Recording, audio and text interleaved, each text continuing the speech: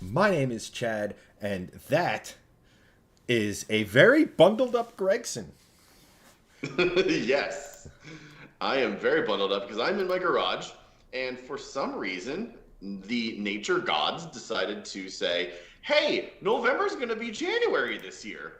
It's going to be really, really cold." Yes. So, yeah, I'm here in my garage, and I pledge to you guys that are watching that I will be in this garage until next fall. So I plan on being in here until next fall, and that means me being super cold. But I'm doing it for you guys.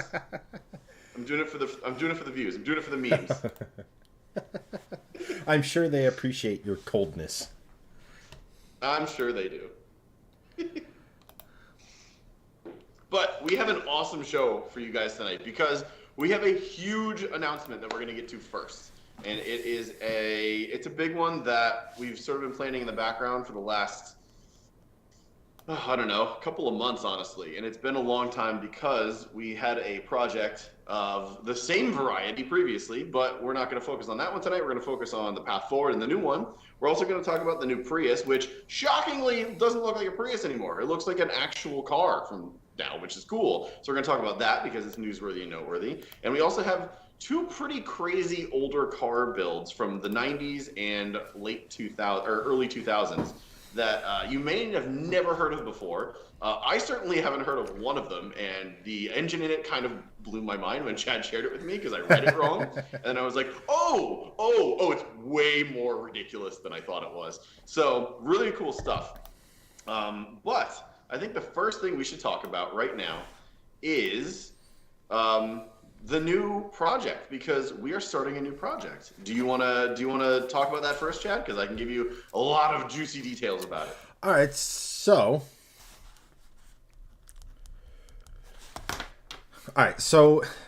as it is, what's up, Mario? How you doing, buddy? Welcome to the stream. It's interesting to note that Greg and I talk, as one would expect, a ton daily, and we talk about our cars, we talk about builds, we talk about builds we would do in our, you know, if we had the money, like all this sort of stuff. So it's very very rare that Greg can have what struck me as a secret build in the works. And Yes. because I mean it's not a big deal. It's not like oh Jesus, great, you have to tell us this. It has to be on your TPS reports. Like come on. So it was pretty interesting because he was like we were talking about it and I was like oh this car blah blah blah blah and he's like no Yeah. So this I car. kind of wanted to keep it a secret because it's a cool car for one, and for two, it's definitely something that I wanted to be like surprise. It's a new thing to like help build the second channel. So if you guys don't know, we have a second YouTube channel that we also have along with the main channel called Shifting Lanes 2. And basically, what we've done is we've sectioned that out to be sort of our catch-all for a lot of different things. We're live streaming on there right now if you don't watch on Facebook. We're also doing stream highlights from this stream on that channel, but we're also doing our vlogs and our project cars on that channel too. And something we've been missing for the better part of like probably a year is like a consistent project car thing. Now, I bought this car behind me, which is my V60 Polestar, to be my daily, but also to like do fun things with it. It's not like a true project car, so I'm going to upgrade it over time. But we had a old Volvo 240 wagon build that we were doing with someone out west, and we haven't really heard from that person in a long time. So we wanted to move forward and do something else. And I'd like to say that we have another project, and it is another Volvo 240 wagon that we found with one of our supporters. And that supporter is Aaron Whitesell. So, Aaron, if you're on or if you're going to be on, thank you so much for finding me this car. And he's actually the one that's going to be helping me build it. So, I'm sort of putting my money where my Volvo mouth is and letting a subscriber and supporter and watcher of our content help me build a car, which I think is super cool and fun to do. So basically what this is this is our new project car, and it is a green over tan Volvo 245 or 240 wagon, however you want to use the nomenclature. It's in Texas right now, and it was supposed to be a project car of a guy named Jerome. And he basically has too many projects and things going on. He was selling it. Aaron found it online. And if you want to know about Volvo things and do Volvo projects in the US, Aaron has basically a vast network that he's done over the years of people, and he's constantly on forums and constantly following Facebook Marketplace listings and groups and this, that, and the other thing to find cool Volvos. And this was one of them that came up. And it's really cool because it's green over tan, and it's such a rare color combination and I'm just a huge fan of green, and I'm just like, let's jump at it. Because I wanted to work with Aaron, kind of project that involved Volvo, and this just seemed really right and fit the bill. You could do a budget kind of build on 240s. They're sort of having their moment as a cool older car. It has already upgraded goodies. You can see the springs there. I believe it's already on IPD lowering springs. I believe he already has some shocks for it. There's a brake upgrade kit. There's another engine that comes with it that we're going to use for the build. It has a manual transmission. It has just a ton of parts that we can use. And Aaron's in chat now. Welcome, Aaron, and thank you for tuning in as always. And thank you for the support and the help for this project. So this thing is going to be huge. It's going to be a new project that we're doing moving forward. It's got another set of wheels. This is a pair of wheels off an S80, a P2 S80 that we can get. And Chad, thank you for the $1. I like that you are on stream and coordinating the stream, and you sent me $1 for this. So I appreciate that. Thank you so much. Well, I was just testing, as you guys might have seen at the bottom there. I've been messing around with super alerts, so I just was testing that while you were ranting on and on about good things. Yes. So these are what you're seeing is basically a lot of pictures of the parts. Did you get the picture of the car that I had sent in the drive earlier by any chance? These were all the pictures in the drive. Oh, there's a whole drive. There's definitely way more than that. How is that possible? But you can basically kind of see a lot of the parts that we're going to get. It has a bunch of upgrades and goodies. So what are you talking about? There's so many images. There's so many images here. Why is your voice getting higher? I don't know. I just happen to got a But you guys can kind of see here. That's the car itself. I'm not sure if you can see that. But that's sort of washed out.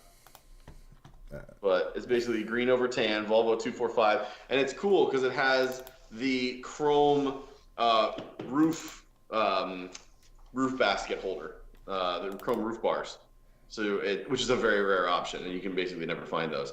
So yes, we're building another Volvo 245, 240 wagon, and we're gonna do it with a subscriber and supporter, which I think is really cool. And that's something I would love to do moving forward with people is, get more supporter and subscribers involved in these projects. Cause it's a cool thing to do, especially with Aaron. And Aaron is one of those guys that, is a supporter and a subscriber and has been watching our videos for a long time. And he actually even called us out and said, you guys have really kind of had like some soft content recently with, trying to fill the gaps. And admittedly, yeah, we are, because we don't have the budget like we did, 3 and 4 years ago when we were doing Drive Tribe publishing and YouTube and this, that, and the other thing, where we were pulling in more money from having a website as well as YouTube, as well as doing other side projects and stuff. So it's definitely a more of a struggle now than it was in the past to do project cars, because we could, like with my old Volvo V70R, we basically just like dumped a bunch of money at it because why not? We had the budget for it, which was cool. And then we bought Chad C30, we bought Hanson's S60R, Chad bought a Mustang. We had a lot more budget back in the day. Now we have to be more calculated with stuff. But this I think is something that lends itself well to our audience, what you guys want to see, and for what we can get in the future. So I'm excited to work with Aaron on this, and we're going to be making a ton of YouTube videos, a ton of reels / shorts / TikToks or whatever the hell you want to call them. But since we're here mostly on Facebook, we'll call them Reels, and on YouTube we'll call them Shorts. So Reels and Shorts, along with some long form stuff to show you Rorts. the whole Rorts, yes, or Shields. Either one of those works. But we're going to be it's going to be super fun. And we're going to bring you guys tons more content on this car. Aaron is actually heading down to Texas on Friday, or picking it up on Friday for Thanksgiving, over Thanksgiving weekend. So we're going to have the car back in Pennsylvania, where Aaron is, to be built very soon. And hopefully we're going to be having a supporter meetup in Pennsylvania just for those that support us on our Facebook group. And our millions of YouTube members. And for our 0 YouTube supporters and our several Facebook supporters. And hopefully I'll be able to see the car then. I'm going to coordinate with Aaron and maybe head up to his place and see the car that weekend. But yeah, it's gonna be really fun, and I'm really excited. And I'm super happy to announce that this car is going to be part of the Shifting Lanes fleet very soon. Yes, I mean, another Volvo and back to build content. I mean, here's the thing, that the guys Chad's so excited for another Volvo. It's not that I'm not excited. Volvoists, don't get it twisted. That's our bread and butter. So I look at it as, well, I think these 240s are crazy. They're really, really cool. They're not necessarily the first option when it comes to stuff I like. They're still cool, because it's literally, when you think of Volvo, you think of these things, and there's limitless potential in a lot of them. So I'm not like, yay, another Volvo, awesome, just awesome. It's not like that. That's cool.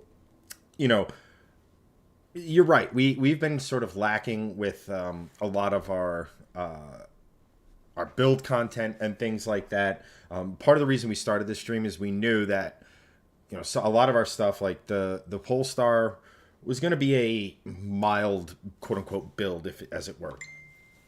And we knew that, where we knew like that was it wasn't like we were doing another V70R type of a thing, even though you should. You I definitely want to eventually. Absolutely should. But we knew kind of that. We knew that it was going to take forever, because the thing with the Mustang is it was just a lot of collection of parts. That we actually just filmed the vlog for that, and that should be coming up actually next. The Mustang stuff probably won't be coming out until next year, but it took me that long to acquire all of the parts, and then the funding for all the work, and then the money for the new trans, which is $4,500, and all this other sort of stuff. So like, it wasn't going to be a just avalanche of build stuff, because we're not a massive channel. We're not a Tavares. We're not, you know, B is for build. We're not even, you know, on that level. So doing these projects takes time, or at least for me it does, especially at the level I'm doing it. So getting back into it with something like this, I think having a build of the channel of any guys is always a good thing. The fact that it's a Volvo, our bread and butter, good thing. The fact that our fan base likes Volvos, and it helps us out just from a pure business sense. All very awesome stuff. So I'm excited for this. I like all kind of builds. And you said, did you touch on like the engine and transmission specs? Not in the specs, no. But we do have a Volvo engine that comes with it. So it has the original red block in there, but I believe it comes with a squirter block from a 940. So that basically means that it's still a red block, but it has an oil squirter part of it. And Aaron can correct me in the comments. Let's see. So there's that. It also comes with a manual transmission, and these I believe came with the M46 transmission, which is a 4-speed with overdrive. So it should have enough to sort of hold the power that we want to put down. You can also get different transmissions for these things. You can throw Borg Warner T5 transmissions at them. You can get CD009s with an adapter kit. You can get T56 T56 transmissions for them. But we're not going to be pushing a metric ton of power here, so at least not off the bat. So the original transmission should do the job, and that should be that should be it for now. So we're going to do a mild engine build with the manual transmission that it has, and that should be good for now. And then the goal is to do this as a budget build. So get the whole thing finished for less than $10,000, and that's the goal. I think with this particular car, like, we don't need to paint it. It's a Pacific Northwest car, so it has no rust. And there's tons of pictures that I have of like the rocker panels, of the undercarriage. It does not have rust at all. It's a really good, solid car as a base for a project. A couple of things that just need to be replaced, like the front driver's seat is just totally shot. The dash needs to get replaced just because it's cracked. But inside, and I think maybe a door panel or two, that's it. You would just do a nice detail on the paint, which I believe is just single stage. So you would just do like a polish, and everything would come out. And you basically have brand new paint at that point. You take off a layer and you're done. And yeah, that's it. Like, engine, install, manual transmission, clean it up, you have your project. Like, that's this car, and it's going to be fun to see it from this like shell to a functioning car with maybe a little bit more power. And I think it's going to be really cool, and it's going to be a lot of fun to drive, because a lot of people don't realize that these things don't really weigh all that much. You think Volvo old wagon is going to be this heavy beast, sort of like the American lead sleds used to be. No, they're like under or just over 3,000 pounds, which by modern car standards is actually still pretty light. Oh, that's crazy light. So, like, here's the thing. This has the potential to be more powerful than the 245R that you're building. It does, yes, actually. I mean, with the 940 squirter block, yes. The 245R does not currently have an engine. So if we roll this one down a hill, it'll have more power than the 245R. Gotcha. But this engine, it should be able to produce more power than just your run-of-the-mill red block that's, NA plus turbo kind of. Fantastic. So just real quick before we dive into, we actually have some chatters on YouTube at the moment. That's Steve, right. Welcome, YouTube. Steve says, "Buongiorno." Steve Veldecamp, one of our supporters, or star senders, and he's a supporter too. Sorry. Yes. He got hand slapped by Facebook. That's why he's on YouTube tonight. So what's up, Steve? Fair enough. Also, the Volvo guy says, "What's up?" And Greg, he has the keychains you requested, whatever that means. Yes, that is Pat. Hello, Pat. What's up? And thanks for joining on YouTube. Appreciate it, man. And then just real quick, Aaron, good thing he just finished a 91 245. Well, that's great for you, Mr. Gregson. But Aaron's one of those Volvo guys who, sleeps in a sea of iron symbols. That's right. That's right. So, but yes, if you're watching on YouTube, and I don't know who is watching on YouTube, because it looks like there's a bunch of people, actually. There's like 6 or 7 of you guys watching on YouTube. Yes, we're building another Volvo. We're doing a Volvo 245. So if you want more Volvo content, subscribe to Shifting Lanes 2. That's where you're going to see it. We'll talk about it a little bit here on stream. We stream mostly on Facebook and here on the Shifting Lane 2 channel if you're watching from there. So yeah, you're going to have more Volvo content coming along with Chad's Mustang build that he's talked about many times. We actually just filmed a couple of parts unboxing videos that you guys will see very soon that are really, really good, honestly. Yeah. And being there for them, the parts are chef's kiss. They look pretty freaking epic. So I know for a fact, without even seeing Chad's build's gonna be pretty gnarly. But you guys are gonna get um, a lot of project content and vlog content coming in the next probably 3 to 4 months. We have this thing that still needs to get fixed with the Hilton tune, which I now can data log, so that will get it fixed soon. This will go back to the dyno. We have Chad. You have a couple of C30 videos coming very soon. Mm-hmm. You also have Mustang build videos coming very soon. Mm-hmm. We have the 245 build coming soon. So we have a lot of content coming in the next couple of months. You guys are going to get a lot of good stuff. No more builds on the channel. Well, guess what? Greg's got 2 Volvos. I'm going to have a Mustang, and I'm going to do a very short Dodge Durango build series. Yes. Mostly because that's my winter vehicle, and I need it to work. Yes. But Vader RT, that's why he subscribed for the Volvo content. Thank you, sir. Yeah, like Good lots man. Lots more coming. Don't worry. Yeah, a lot of really cool stuff, and like crazy stuff. Like I just it's arguably like we're doing 3 of our most ambitious builds back side by side. So yes. So it's going to be an awesome time. Awesome. Just fun. Like Greg said, the videos we just shot for the Mustang were some of the most fun videos I've ever made. So and that's just the start. So you guys are definitely going to want to stay tuned for that stuff. Andrew, what's up? Welcome to the stream. And we need a VW build in there. I gotta be honest, there was a VW I just saw it's one we don't get in the US. It is the Jetta Wagon R or Golf Wagon R, something.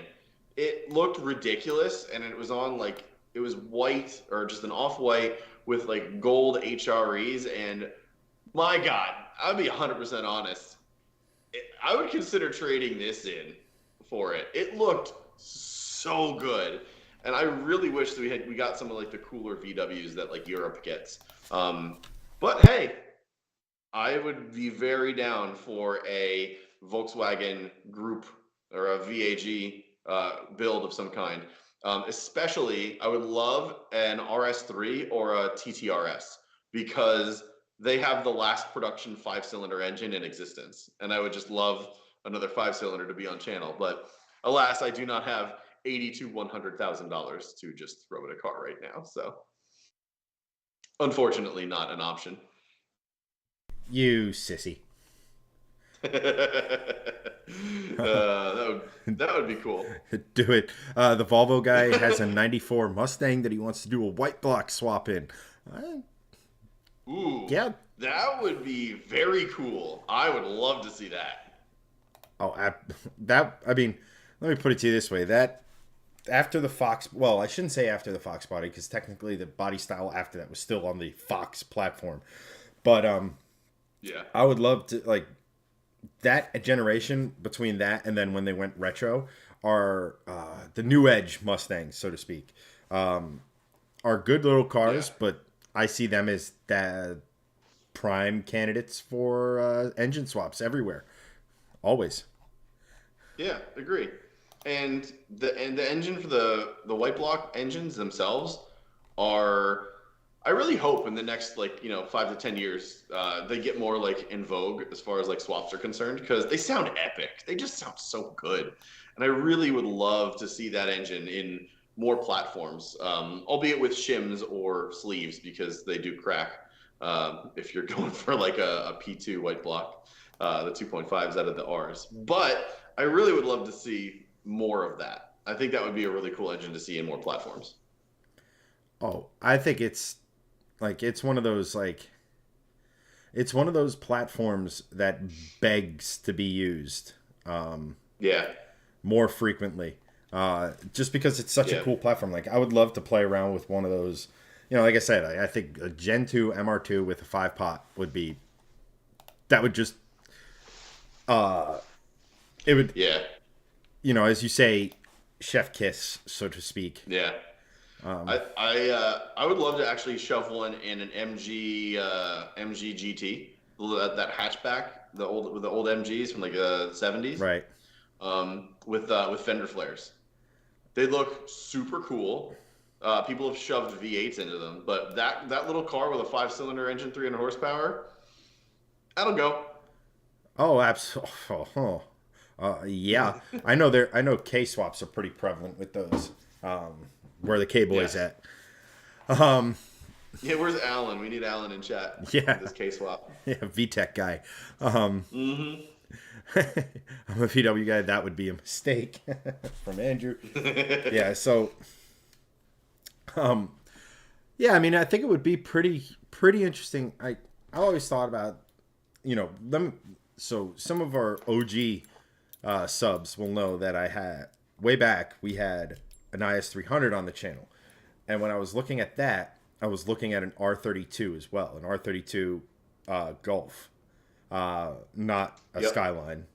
And I was looking at one of those, and it was a toss-up because I don't know if you've ever heard a VR6 with long tubes, but they sound yes. insane. They sound bananas. They really do. Lester says T-Swap Mr. Mercon's 340. Greg. Oh, that's the Chris Mercon. He's the guy that has one of the couple of guys that runs Volvos at Carlisle every year, and he's the guy that owns the 340 that I reviewed earlier this year. That little like hatchback from like the 80s. Gotcha. That red one.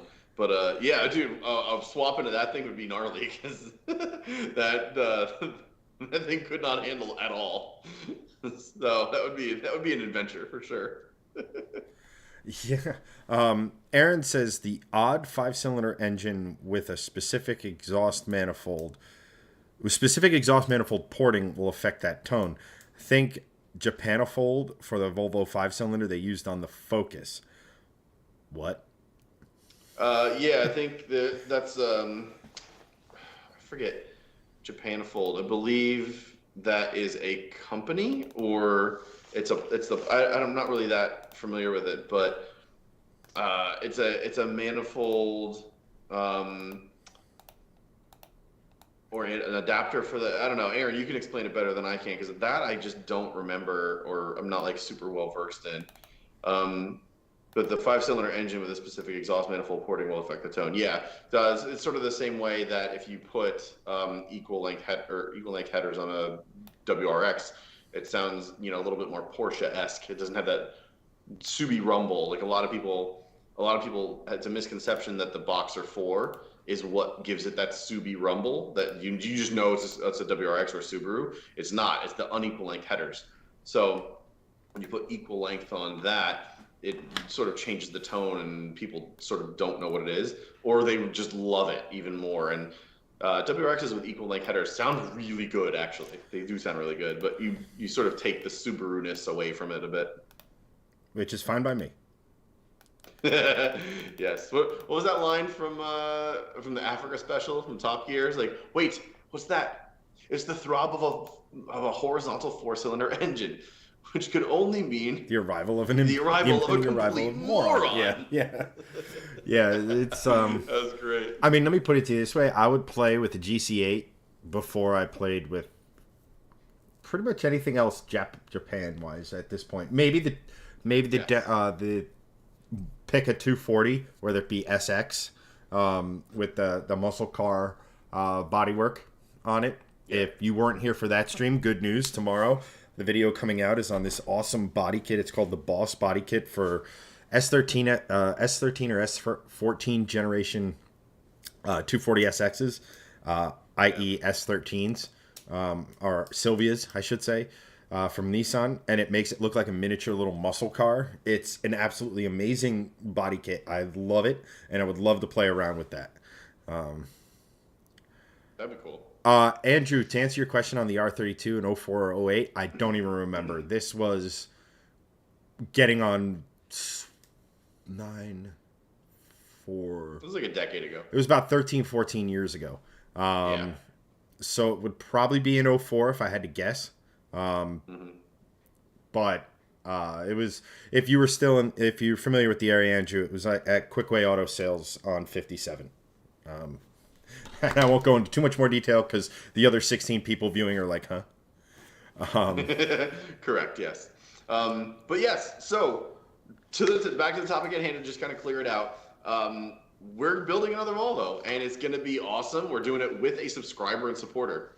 I think that's pretty neat, to be quite honest. And if anyone's watching now or in the future on this stream highlight, or we're gonna obviously tell everyone about it throughout the build series. And what we're doing on the build series is we're gonna do some long form stuff, like you'll get our normal videos that we do, but we're also gonna do a ton of shorts because those are huge right now. Everyone's trying to battle TikTok, so reels and shorts. We're gonna document the car itself, and just cool things we find. Or cool things Aaron's going to do, or that we're gonna do together about the car that people may be interested in. So cool old switch gear, the car rolling for the first time. We don't have to have a big whole production of a video for that. We can just put that on a short, and you guys can see like the progress even more so than you would with like 5 or 6 long form videos. So you're just gonna get content on it, and I think that's just a better way to do it, because nowadays it's tough to find the time to do stuff, but everyone has a phone that you can just make a short or a video or a reel from, and showing you that progress over time, as opposed to just having these giant gaps in project cars, I think is just a better way to do it. So that's what we're going to do. We're going to bring you a ton more content, and it's just a neat thing. And if you want and you're into Volvos, get in touch with Aaron, and we're going to put all of his information in every video that we do, so that if you want to start doing projects either with him or just want to like find stuff to like source things, Aaron's got like a really great network, and he is going to be expanding his business as well. So hopefully we can work together to bring you guys a cool project, as well as give you guys more information on how to get in contact with Aaron, and build more Volvos with him if you guys like. So that's that whole thing. I'm excited and I can't wait. There's a couple of things on YouTube. We're getting a lot of comments on YouTube tonight. This is great. A lot of people watching. Mark, what's up? Thanks for joining. Mark is an old subscriber, one of the OG subscribers. Thank you so much for joining, man. Good to see you on chat. What platform are you basing the new project on? You may have come in a little late, but we are doing another 240 build. It is a green over tan, lovely, from the Pacific Northwest that currently resides in Texas. And Aaron Whitesell, who's in chat on Facebook. He's heading down to Texas to pick it up for me. He's my transport, since I can't go get it. And transporting a car with no engine that doesn't move is usually around $2,000, no matter where you are in the country. So Aaron's going to go pick it up for much cheaper than that for us, and bring it back to his basically house and shop in Pennsylvania, and we're going to build it from there. And it's going to be really cool to bring you guys a whole nother build. So that is it. I'm very excited, and hopefully it'll be ready for Carlisle this year in May. So fingers crossed that we can do it by Carlisle. I think that would be awesome. 240 drift build from Christian. Is that what I missed? We can force Greg against his will to drift it. Maybe, sort of, kind of, hopefully. No, that's Greg just mentioned. Another 240 wagon. This one is a little bit of a different. I would say this one's more driver spec than show spec compared to the one out in Oregon, which is also hopefully making a return soon.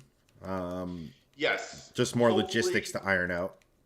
Yeah, there are some more logistics to iron out. Still haven't gotten in touch with the original builder. He's unfortunately ghosted us, but we're not going to talk about that on this stream until we get more information. I really can't say anything more than that, because I just don't know anything more than that. The car is still there. It still exists, and hopefully we'll get another builder to do something on it, soon, or because the original builder has sort of not been there at all.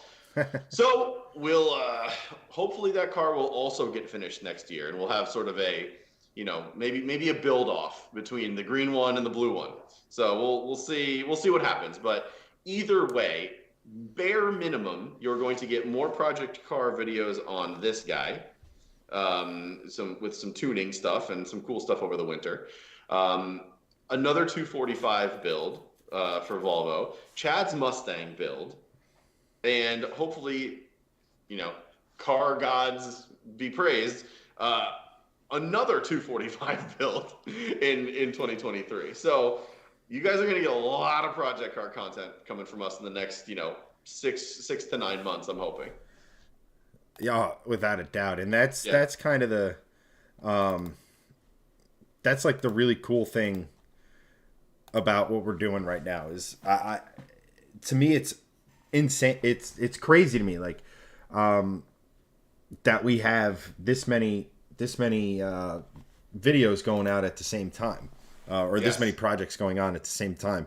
I wasn't kidding when I said earlier that we have project car content, at least we'll likely have it done by end of year, but it'll go through first quarter of next year almost. Yeah. So if the guys who have been wanting project car content, it is coming. We've just been organizing, but it is coming, and it is coming in a big way. Yes, a lot of sure. cool cars. So you guys are definitely not going to want to miss any of that stuff because, I mean, there's some big stuff coming, and I can't wait. I can't wait to share it with everyone. I can't wait to I can't wait to get the Mustang and do some drives. I'm hoping it's ready for the supporter meet next month. Anyone who has, I think Greg might have mentioned it, but we're doing a meetup with our supporters next month. Yes. And there's an outside possible chance that we're going to be doing it with a boosted Mustang and the Polestar. So fingers crossed. Definitely the Polestar. Hopefully the Mustang. Yeah. It's definitely December is the best time for 700 wheel horsepower at the rear wheels only. Oh yeah, I mean that's the time you should be driving. I mean, it's not like Mustangs go off and hit crowds at all. Never. No, they don't do that. What are you talking about? It's nothing. It's nothing. Yes, but I'm stoked. I can't wait. It's gonna be great. And then hopefully, you know, over time, what we want to do is, you know, we're showcasing, you know, sort of people that we know and respect and appreciate and want to showcase their prowess with these builds. You know, obviously the guys at Blue Sky, Jesse and Jeff, we went to high school with them. You know, I used to drive Jesse to school, you know, and in my old 98 Ford Taurus with a Rockford Fosgate sub that literally rattled the bumper off the car and I had to zip tie it on. You know, so like Jesse and I go back 20 years. And then Jeff is the younger brother of a good friend of mine in high school, Jason. And I've just known Jeff since the exact same time. You know, they have a world-class build and restoration shop, Blue Sky Performance and Restoration in Bud Lake, New Jersey, soon to be in another shop that they've upgraded to. And we've been wanting to work with them for so long. So I'm stoked that we get to showcase their prowess and building Chad's Mustang. And then also with Aaron, I'm really excited to see, you know, what it's going to be like to build a car with a subscriber and a supporter to showcase like his prowess in the Volvo realm as well.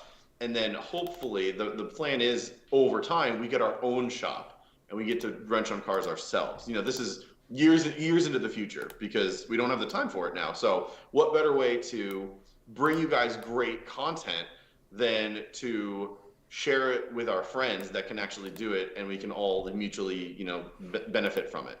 You know, Blue Sky gets business, Aaron gets more notoriety in the Volvo community, as well as builds a cool car, and you know, we get cool cars out of it and get to share it with like our friends. And like, you guys are basically our friends now. Like, yeah, I hope you know that because congratulations. You guys do this with us every week. You know, you're in the inner circle now. So, you know, it's cool to me to be able to do this with, you know, subscribers and supporters and friends. And, you know, I don't know. It's just, I'm not trying to get sappy or anything. It's just a really neat thing to do, especially when, you know, we have the opportunity to bring cool content to people, and we have that platform and we can just share it with everybody. Well, no, I was having a conversation with one of our other friends today, and it's a surreal experience to just, I mean, we did this before our passion and the follow a passion, and never really thought money out of it. Like, and then, oh, well, wait, this can be done if we do this smart. There's a business opportunity here. Then it was, oh shoot, if we're people actually enjoy what we're doing. Like that's the crazy thing. It's like I never thought Yeah. I think I'm a pretty entertaining guy, but I never thought, hey, let me put that on the internet and go from there. You know, like just it's a surreal experience. And Greg and I talk about all the time is when as however we are able, we want to give back to the community that supported us through this. So Yeah. like so that's where the meetup comes from. That's where like we hopefully will be doing more of that stuff in the summer for you guys and everything, because it's pretty cool. Yeah. Pretty cool, and we want to actually start giving back and meeting you guys and you know having a good time with it. Yeah, exactly. And if you're, I know most of the guys on Facebook that are watching now have heard this, but if you're on YouTube and watching this, basically we have, a lot of people do, the Patreon. Patreon's like the supporter thing for most people. Because we have a large following on Facebook, we actually decided to do a supporter group on Facebook called Shift Squad. So if you go to our main page on Facebook, it's basically just facebook.com/shifting lanes. There's a button up top that just says support, or you can just go to the group and then support. But basically it's the same thing as Patreon. It's like $5 a month. It buys us a cup of coffee essentially, and we utilize that money to bring you guys more content. So all of that money from the supporter group gets recycled back into the content that we make. For example, we've done it in the past. The laptop I'm streaming on is a gaming laptop that we bought with Shifting Lanes money that we earned over time. The same thing with the camera that I'm streaming on. Same thing with the stuff that Chad is using. And it just helps us bring you guys extra content. Like we couldn't do this stream and other stuff that we do without your support. So if you're interested in supporting us in that sort of way, as well as sort of getting, another level of talking with us, that's the best place to do it. And we're going to start giving back to you guys. Like Chad said, we're doing our first ever meetup in December. We're going to do it at, I think, just in Pennsylvania, because it was basically sort of central to the most people. We'll do a fun run, and then we'll go have lunch at Victory Brewing Company, which is a great brewery. Been to it many times through the Subi community, but thought it would be really cool to do that with you guys. Also, we do stream topics every week.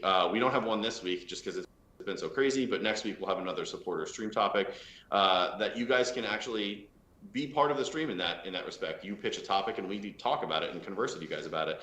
We also have, in the future, we want to bring you guys on stream and you guys can show us your cars and show us your shops. I think that would be really cool too. But that's sort of what we want to do to give back to you guys. And again, use our platform to just make everything very transparent and just have that next level of sort of connection, because we do the streams, we do the videos, but now we have another place where we can just converse with you guys, share exclusive memes, talk to you guys, hey, I saw this bit of news, what do you think about it, as opposed to just throwing it on our Facebook page and then it gets lost in the shuffle and you guys never see it. So it's just another way to support us if you want to. You don't have to, but it's a great way to just be a part of the community that we're trying to build here. So anyway, 90-second elevator speech for support, done.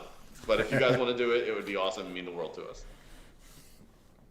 What he said, and I mean, yes, I'm really looking forward to the meetup and stuff. I would be leery. I really excited if the Mustang could be a part of that. That would be very awesome if they can get that done for that drive. That would be very excellent. Rather than, as Doug put it, rather than talk with your family about cars this Thanksgiving, you could talk with the rest of us on the Shift Squad. We'll actually be interested. Thanks, Doug. That's right. we're a very rare community in that no one really wants to talk to us except for us. So come converse with us. That's awesome. Oh, and also speaking of that, something that definitely will be at that meetup is I will have my winter tires and wheels on, and I will also have my tire stickers that I ordered. So this is actually something that we talked about on stream, and we talked about even more in Shift Squad. And I was like, you know what, we're gonna do this. So tire stickers are exactly what you think they are. They are stickers to put on your tire, and that's actually kind of neat. I'm actually, wow, that smells like rubber. Holy crap. So there's like two different things. It's tirestickers.com, not a paid product promotion, just the place that I ordered from. There's three different ways to do it. You can get a pen to sort of color in like the lettering on your tires. Doesn't last very long.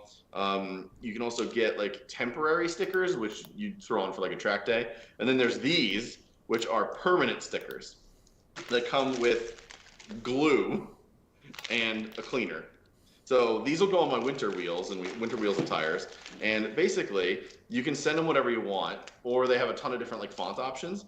But I sent them Polestar, the font, and they matched the Polestar font with the logo, which I think is really dope. So I'm gonna have Polestar, Polestar and a Polestar per wheel. Which I think is going to be super sick. And I think it's going to look really cool. So I'll have black wheels with blue lettering that'll match sort of that badge right there, and the blue Polestar badge on the front and the rear. So that'll definitely be on there for the meetup in December. And yeah, I think it's really cool. I think it's going to look sweet. I was going to go with the white lettering, but I think the blue is a good call. And the supporter group convinced me of the blue. So I think the blue is the way to go. They look really cool. That's so what we've learned from this chat is a very important thing, and that is if you want Greg to do something stupid, give him money. Oh, definitely, yes. I am a super WHOR many E's. Love it. Especially when it comes to cars. If it's like normal stuff, I'm just like, nah, I'm not going to do that. If it's car things, I'm just like, yeah, let's do it. Who cares? It's fun. Yes, and then just real quick, just gonna go through a couple things in chat. Steve asks, "What did I miss? My cat knocked over the carton of eggs in my kitchen." Man, it seems like between the burritos, the Jeep, and your cat and your kids, I think you have a kid. I forget. Don't say it. Don't you dare say it. That's the beautiful thing about being on YouTube. You can rewind and catch that up because, maybe the next topic's for you. Maybe the next one isn't, but you can watch what you missed. That's the beautiful thing about watching on YouTube is the rewind feature.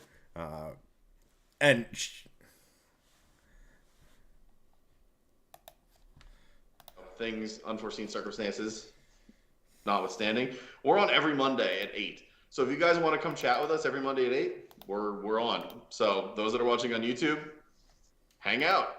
We're here every week, as much as we can be. And now Justin's like, now you need to paint your calipers after the tire stickers. You know what? Actually, there is a white S60 sedan Polestar out there that has done that. And before I saw it, I was like, that's the cheesiest thing I've ever heard. I think it's going to look so dumb. And after I saw that car, I was like, oh, that actually looks real sick. So I do want to do the calipers in Polestar blue. But it also depends on if I wrap this car too. So I don't know. I really want to wrap this car like a dark green or something else. I think it would be really cool. Like a really dark maroon, which I think would look really nice with the powder blue on it. But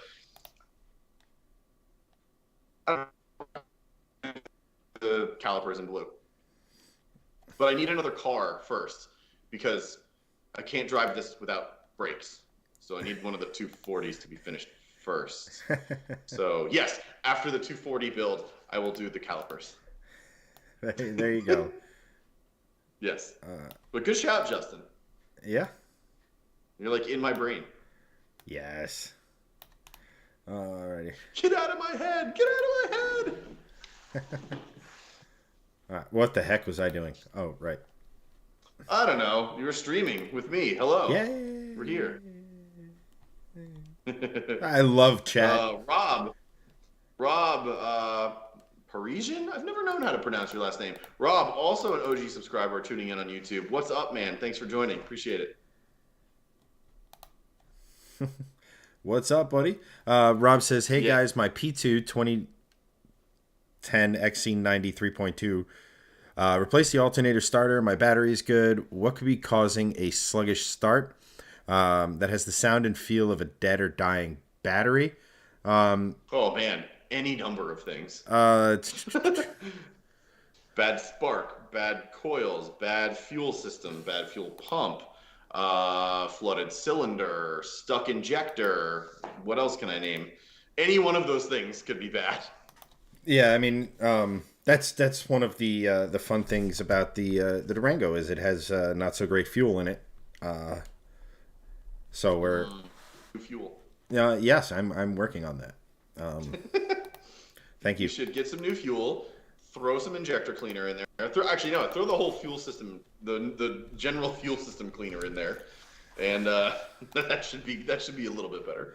Oh, absolutely. There we go. Yeah, so, sorry, Rob. There's a lot that could be going wrong with that. My guess is that if you're starting it up and it's just like it's like really kind of struggling, the first thing I would suspect is bad spark, because this car, not the same, but since we put on a high flow or a downpipe with a high flow cat and a Hilton Stage 2 tune, a couple of times this car has been really struggling to kind of get started in the morning. Not a lot, maybe like 3 or 4 times in the last like 2 months. So a lot of the times when that happens is bad spark is the number one culprit of that, because your spark plugs have been fouled a little bit. So my initial reaction is to just get a whole new set of spark plugs, or get one if you can to spec and then start testing them and see if that works. But I would just recommend getting a whole new set from FCP Euro. That way you have them for life. And yeah, that would be my first guess. If the car is running fine otherwise, it probably isn't the fuel system, just because you would usually have, if like it's a clogged injector or something, you'd have like chugging, or the car would die randomly because of like a flooded cylinder. So it's probably not that. It's probably not your fuel pump, as it's probably, again, it would be the same thing. Your car would like randomly chug. The fuel delivery seems fine if it's not anything more than that. Coil packs, I don't know, they could go bad, but again, I would check spark first. And then, yeah, my top 2 would be spark and then injectors. Or what, actually, it could even be a bad starter, bad wiring in the starter. He did So replace the starter, not the wiring, though. Oh, he did? Yeah. I missed that. It was 1200. It was. Oh, it replaced alternator, starter, and my battery's good. Okay, got it. Yeah. So I would check battery connection. Well, if it's a new battery, I would check your battery wiring at the source, battery at the terminals, wiring at the alternator, wiring at the starter. Just make sure you're getting voltage there. Yeah. I don't know if it's just on startup and your car's still running fine. I would honestly check your spark plug gaps, because sometimes just a bit more gap than is necessary, and maybe something over time where it just fouled the spark plugs a little bit. It may have gapped it a little bit too much or something. I don't know. I would try spark next. That would be my recommendation. Right. I mean, it's fuel air spark. So, when was the last time the air filter was fixed? Yep. I would just take a quick look at that. Anytime the car is kind of struggling to get going, and a lot of times if you have spark, so I would I'm not familiar enough with those cars, but if you could take the whole spark plug out, ground it against your block, and um, you'd have to disconnect a few things.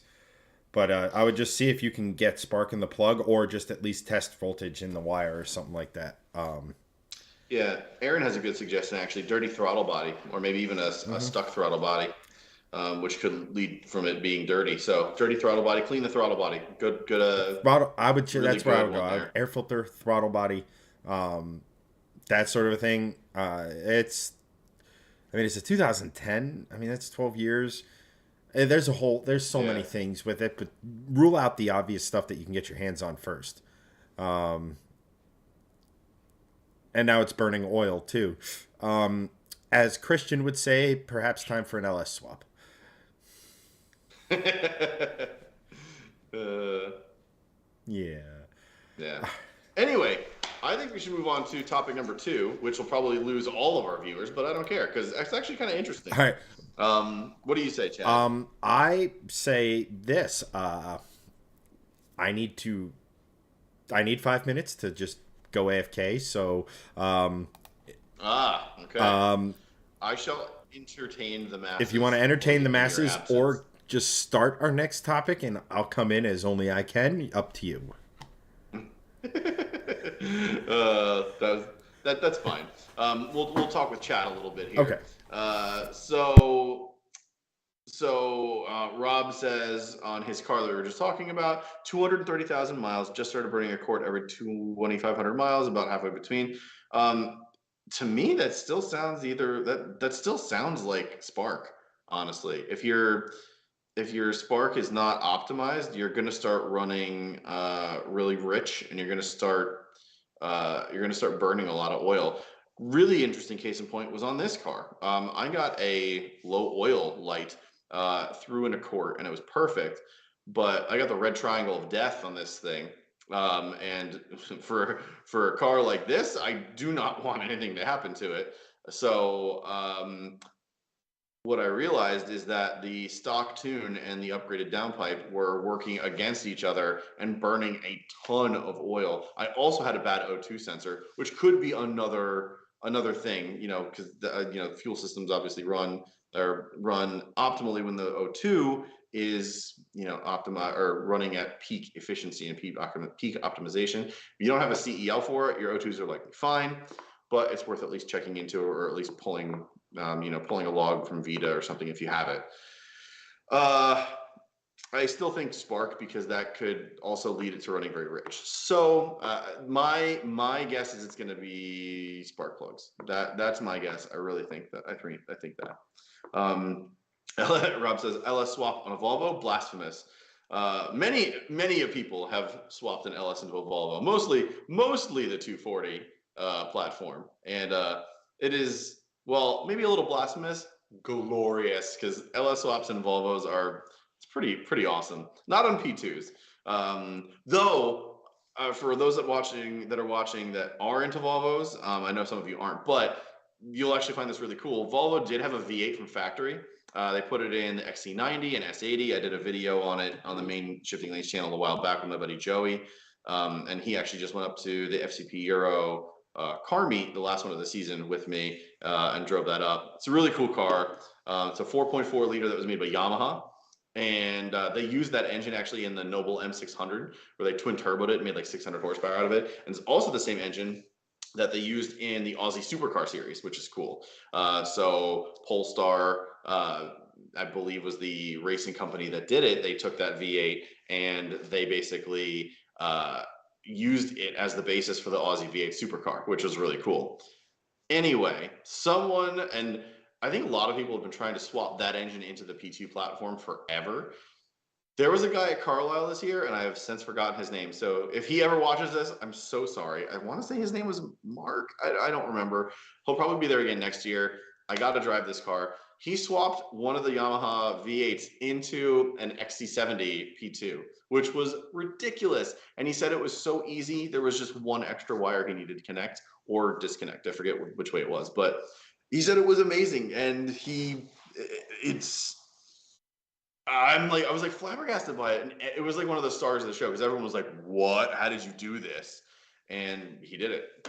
And it was way easier than we all thought it was. So, very interesting, very interesting. I want to drive that car, bring you guys a video on it, and I also want to do that because I would love to have like a V70R, maybe not an R, but a V70 with that engine in it from P2 generation would be very, very sweet. Getting back to chat, Steve, Christian, I would love to LS swap my Jeep. I mean, what Jeep owner wouldn't? Jeep engines are not the most reliable things on earth, so if I had a Jeep, I would also love to LS swap it. Rob, FCP, great idea for plugs and wires, especially with lifetime warranty. Agree. FCP Hero is where it's at. The Yamaha V8 was paired with a weaker gearbox, specifically 2006. It was a GM transmission, should avoid. Yeah, it's definitely a weaker transmission, but only if you like beat on it, really. Mark says no, it's the same TF80 SC as your 3.2. You're thinking of the early 2.9 twin turbo T6 that had a 4-speed GM auto and it sucked. Yes, but the TF80 also, Mark, was known to not really be all that great for the V8 specifically.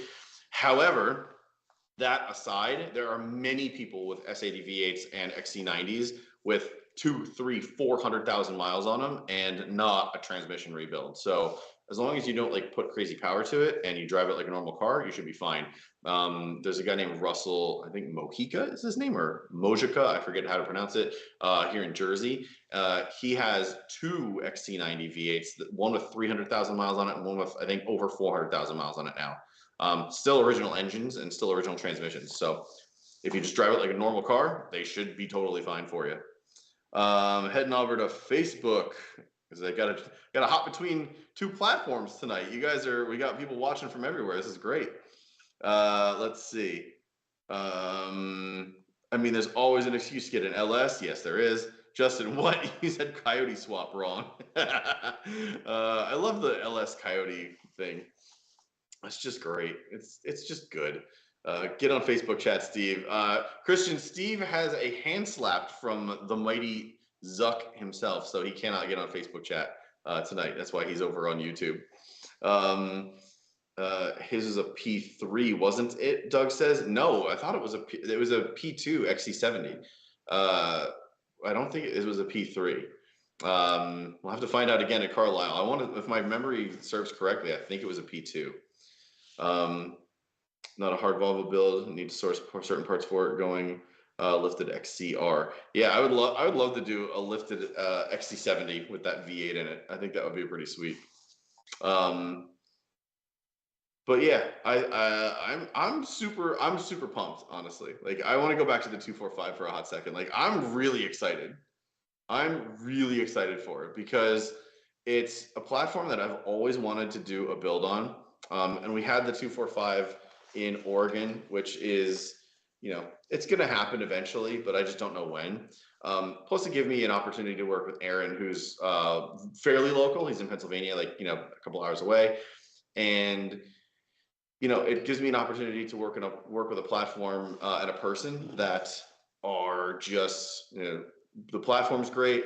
Person, Aaron, you're great. So I'm excited to do it. Plus, everyone sort of has a story about a 245 when they were a kid. They were made for so long, and everyone knew someone with them. They were made for, I think, 2.8 million of them were made.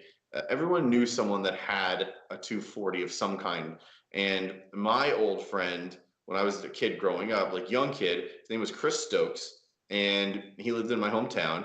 And his parents had one of those, like, it wasn't red. It was like that, like, burnt clay kind of color. It was like this, like, clay red with a tan interior, 240 wagon or 245. And I remember it being like the most uncomfortable car that I ever sat in.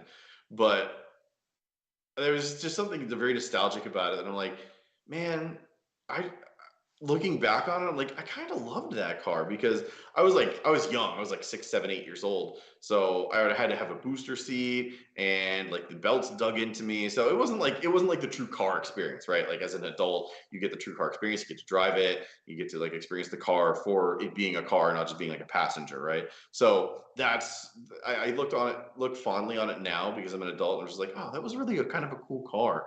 And I did enjoy the trips, I took with them to like local parks and doing fun things with my friends. So, I'm really excited to build that car and to have that car in the fleet and to do it, and to bring more notoriety to that platform, even though that platform is really sort of having its moment now where you see on Bring a Trailer and all these other auction sites that, you know, are getting like crazy values for it. Like there's one that sold on Bring a Trailer for over $40,000 recently. Like that just shows you that 240s really are sort of having a comeback. Wagon specifically, the wagon tax is real.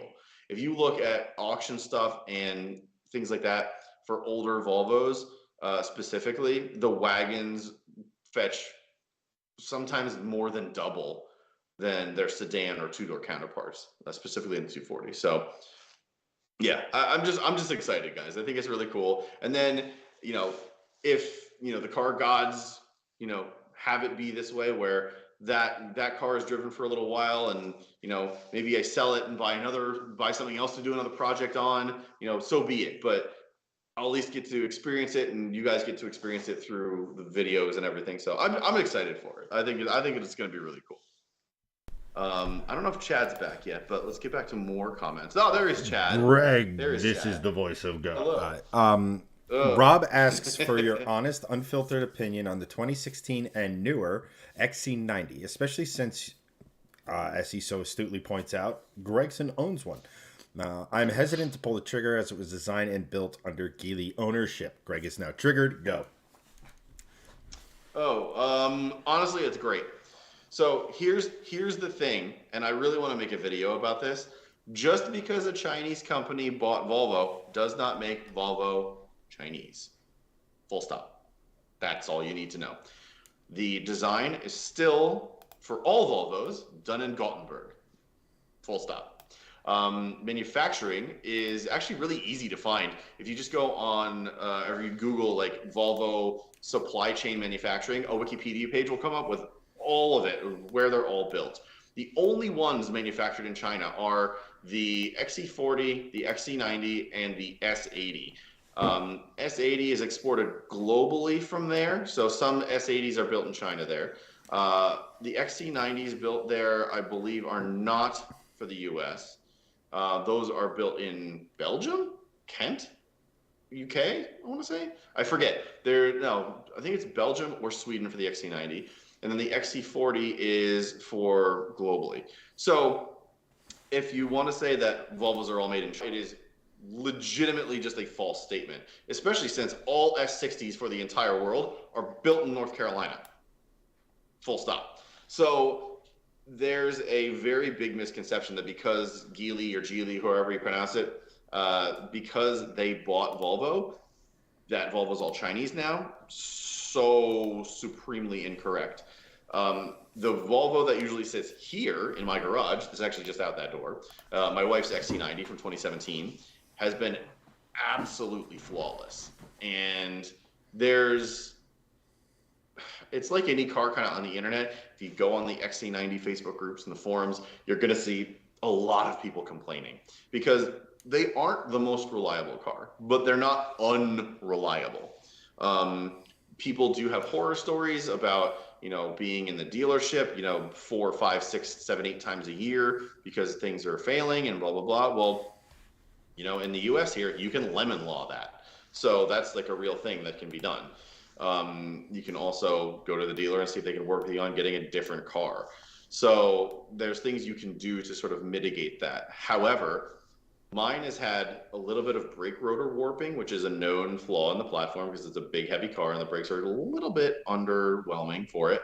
And I've had a bad O2 sensor. Those are two areas that are very prone to early wear, not failure, but early wear on that platform. Other than those two known things, the car has been dead reliable. Not a single problem with it. And I'm, of course, an N of one, so don't take my word being like, oh, they're all going to be great. But don't go into it thinking that they're all just going to be total shit heaps, because they're not.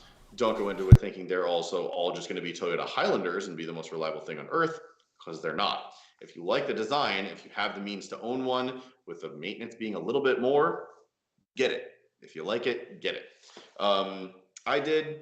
We bought it outright because I'd sold my Aston Martin and my WRX and just put the money into that because we were having kids. It was a decision we made at the time. It was also good for the channel because it's another Volvo. We can make videos on it, yada, yada, yada. It's been a great car, honestly. It's a little small in the trunk. Other than that, I don't have any other complaints. The car is just very solid overall. So if you're hesitant on pulling the trigger because of Chinese ownership, because of modern Volvos being a little bit less reliable, don't be, because they're on the whole pretty good. And the XC90 is the flagship model, and that's the one that is going to probably have the least amount of problems over the entirety of the range, because Volvo knows that's the one that's going to sell the most, and it does. It's their number one seller. So with that said, you should be fine. Full stop. And I'll get off my soapbox now. The end. Chad, are you still there? Are you asleep yet? No, I'm here. I've heard Greg go through that soliloquy quite a few times. Many times. It's like, here's the thing, and we'll get to Chad's thoughts on this in just a second, but it's like so many different things. Here's the thing: do Ram owners stop buying Rams just because it's quote unquote French now? Right. Would you not buy a mid-2000s Aston Martin because you think it's a Ford? Would you not buy an Aston Martin now because what is it? Who owns Aston Martin now? Is that the Indy? It's an Indian company. Would you not buy that? Tata? Yeah, and then would you buy a mid-2000s Volvo that was also owned by Ford? It's the same exact thing. Yeah. And Aaron made a good point in Facebook chat. Geely sort of left Volvo alone, which is basically what they did. They were like, hey, we're a Chinese company with a metric ton of money. Here's a lot of money. Do your Volvo thing. And that's basically what they did. They gave them a ton of manufacturing options to be able to expand into China. They gave them a way to, come out of the Ford era, because Volvo was really kind of a struggling company until Geely came along. They weren't selling as much as they were, in the late 2000s, late 90s, early 2000s. And their sales sort of had started to dip. And then Geely kind of took over. And then all of a sudden it started to creep up just a little bit, just a little bit, just a little bit. And then as soon as they hit like 14, 15, 16, sales really started to take off, especially with the new design language. And it's been very good ever since. They've been hitting sales records, like I think since 2012. So, as soon as Geely bought them in 2010, everything started to kind of like turn around for them. And it shows with, the quality of the car. Some of the late P3 models are some of the most reliable Volvos ever made. This one being one of them, honestly. The P3 V60 platform, one of the most reliable platforms Volvo has ever made. And that's thanks to an influx of cash from Geely. So, there you have it. Straight from the horse's mouth, folks. You heard it here first. Chad called me a horse. Of course. Good Mr. Ed joke. Yeah, so all 5 people that know what we're talking about. Like Mark said, Geely basically gave Volvo a blank check and free range to do whatever they wanted, and it has paid off big time to your sales numbers. Ford had their hand in development so much that it took away from the cars under Ford. Pretty much all of what Greg was just saying. So there you go. You have chat validation. Rob, in a slightly slightly different direction. He used the Avalon King I'll be product right back. to do his XC90 instead of paying someone. How'd it work out for you, Rob? Let us know.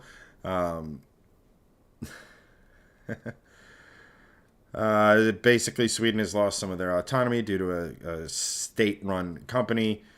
Questionable human rights. That's kind of a lot to kind of get into here, but yeah, there's all of that stuff, right? Like, I mean, how many of you guys are watching slash not watching the World Cup because of, you know, the human rights stuff that went on and just building the stadiums and stuff like that, right? Like, there's a lot of that stuff. There's a lot to unpack there. So yeah, like, Facebook. Where are we here? Aaron. It's just here. Yep. Aaron Geely left Volvo alone. They use some of that stuff. Yep. Doug, CPO is unlimited miles, extended up to 10 years of vehicle life. Buy that and enjoy. You sound like another famous Doug with an unlimited mile warranty on a car we used to own, the old Aston Martin. I just like, no worries, blow up the chat whenever you want, brother. All reliability is taking a dip. We're the worst. JD Power initial quality in 2011 is better than the best in 2022. Yeah, we are seeing cars not being as reliable as they used to be. But I don't even know where to begin with that. I don't even know really where to begin with that. It's when you have these major companies doing, you know, when there's that huge money involved, they're going to find a way to make the most profit. So is making a dead nuts reliable car that will last forever the most profitable thing? Or do you make something that's slightly less reliable enough, more reliable than, say, your competition, and go from there and have, you know, it'll save you. You make more money than it will cost you in warranty repairs and things like that. Like, it's sad to think that way, but that's kind of the age we live in. It's make it for the most possible money, and you know, if it's reliable enough, people will continue to buy them. And then to Doug's point, the number one complaint is for new cars, is what you call it, is UI, user experience, and that's all tech. You know, VW got crucified for putting haptic feedback and, you know, non-buttons in the new Jetta Golf, that sort of platform of vehicles, and it just it extends across the board. If you the more, you know, we're in an age where computers can do some pretty amazing things for not a lot of money, but they're also, computers are fragile inherently and prone to things going wrong. There we go. So, yeah, I agree with you. It's frustrating as hell. It's, you know,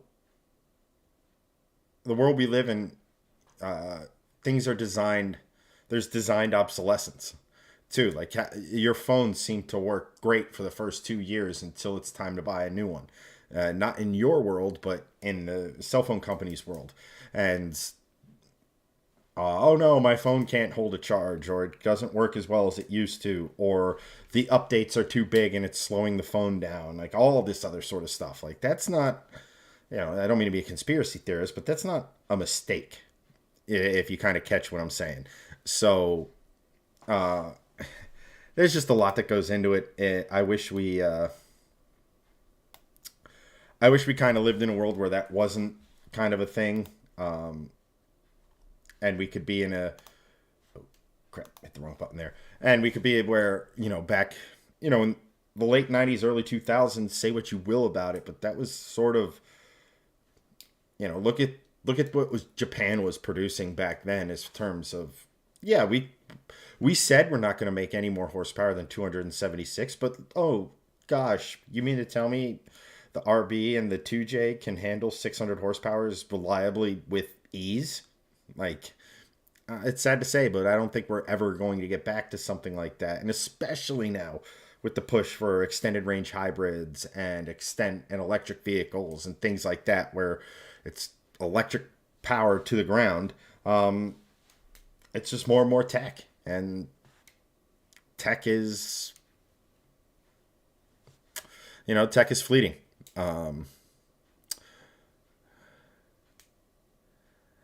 Ryan Richardson in YouTube chat says, "For those, is that where you were furiously typing?"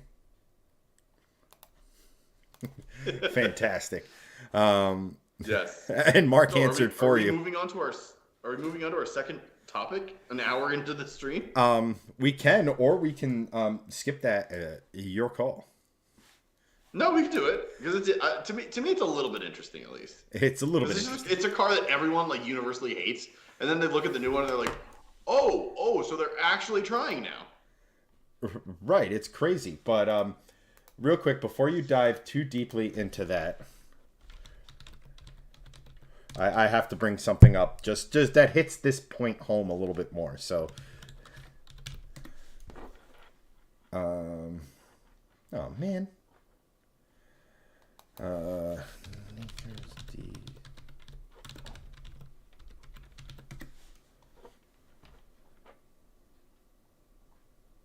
I was really hoping I could Google Nature's D student and my article from years ago would come up.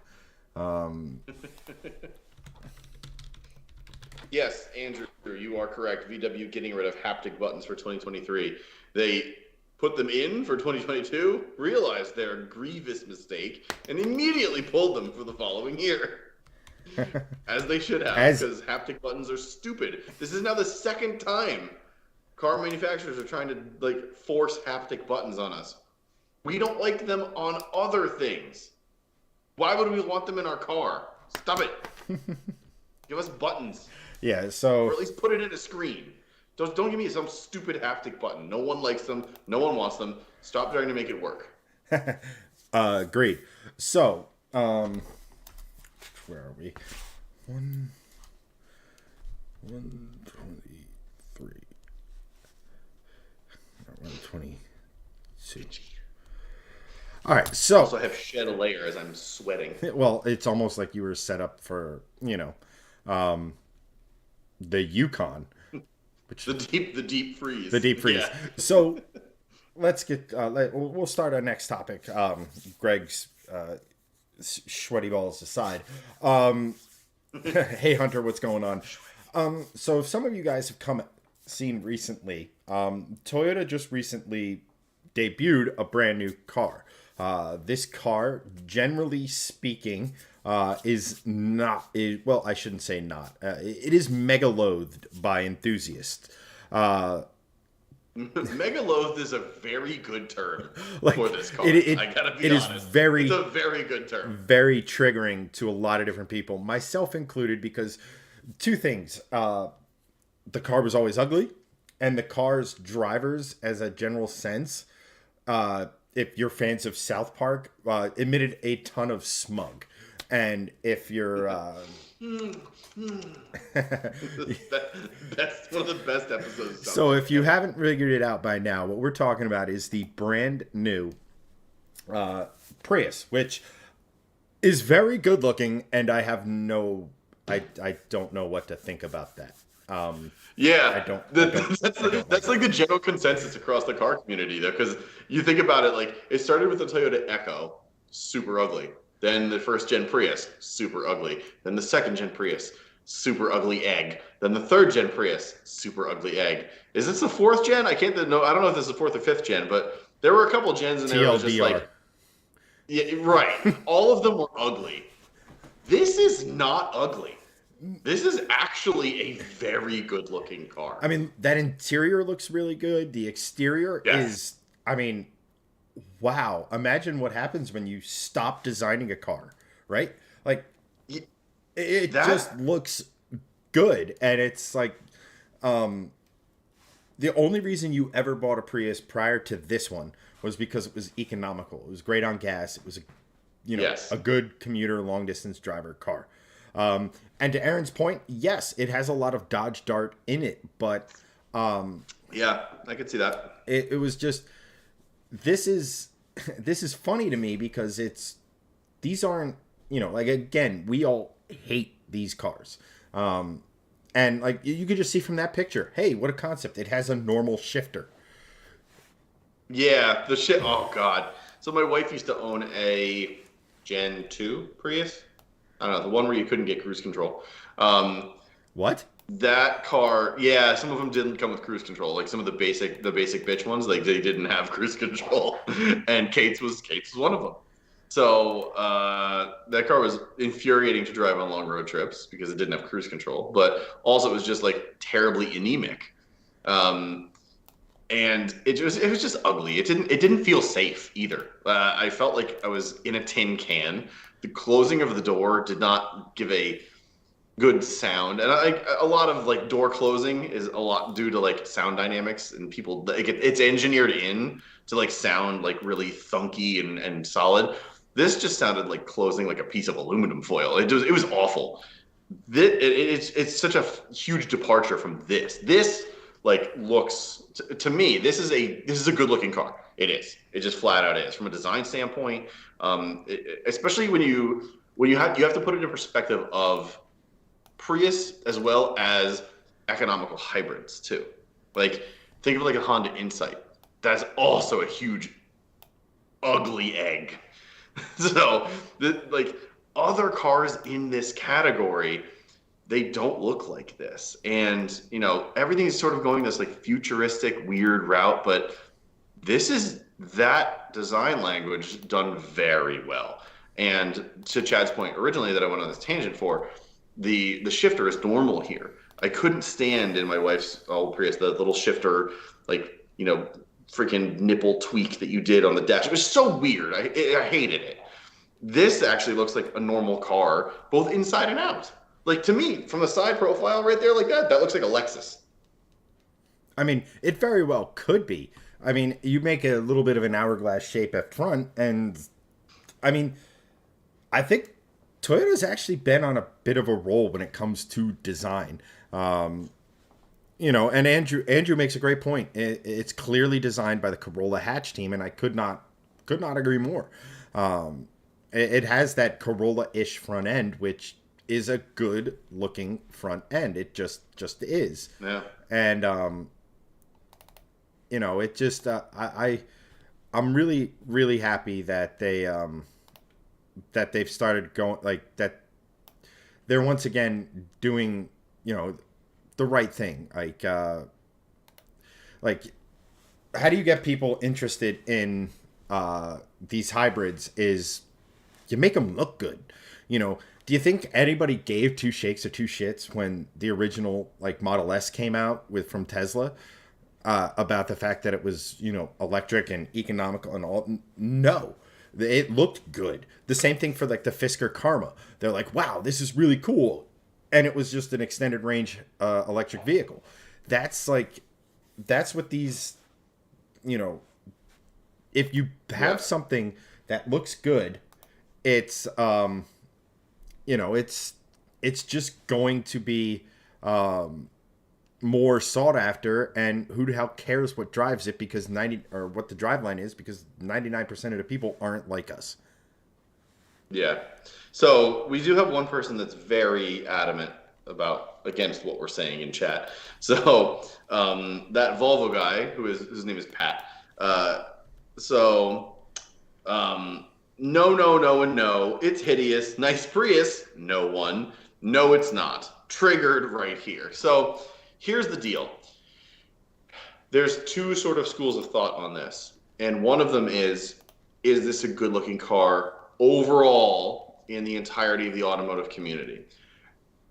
Also, is this a good looking car when you compare it to previous generations of Prius, as well as other economical hybrid PHEVs in this realm? Overall, as as in the entirety of the automotive community, I would say this is probably an average looking car. There are way better looking cars than this across the spectrum from almost every manufacturer, including, I would dare to say it, most crossovers are better looking than this. Mazda CX-5 or CX-30 or whatever the hell they're calling it, Mazdas have a better design language than this. I think the RAV4 looks better than this. Honda CR-V looks better than this. Other things in that realm look better than this. However, when you compare it to its predecessors and compare it to others in its class, this is the best one that has ever been made.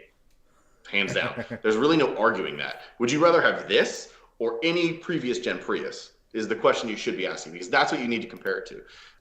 And I'm not trying to be disrespectful, but like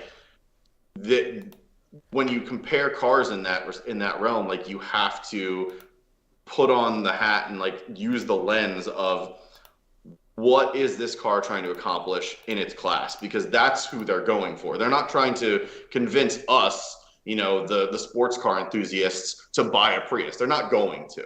And someone made the point in chat, they're thinking about making it, or Steve Veldkamp made it. They're apparently wanting to make a GR version of the Prius. Well, that's cool. They've also taken the Prius racing in Japan for the GT350 series. So there's,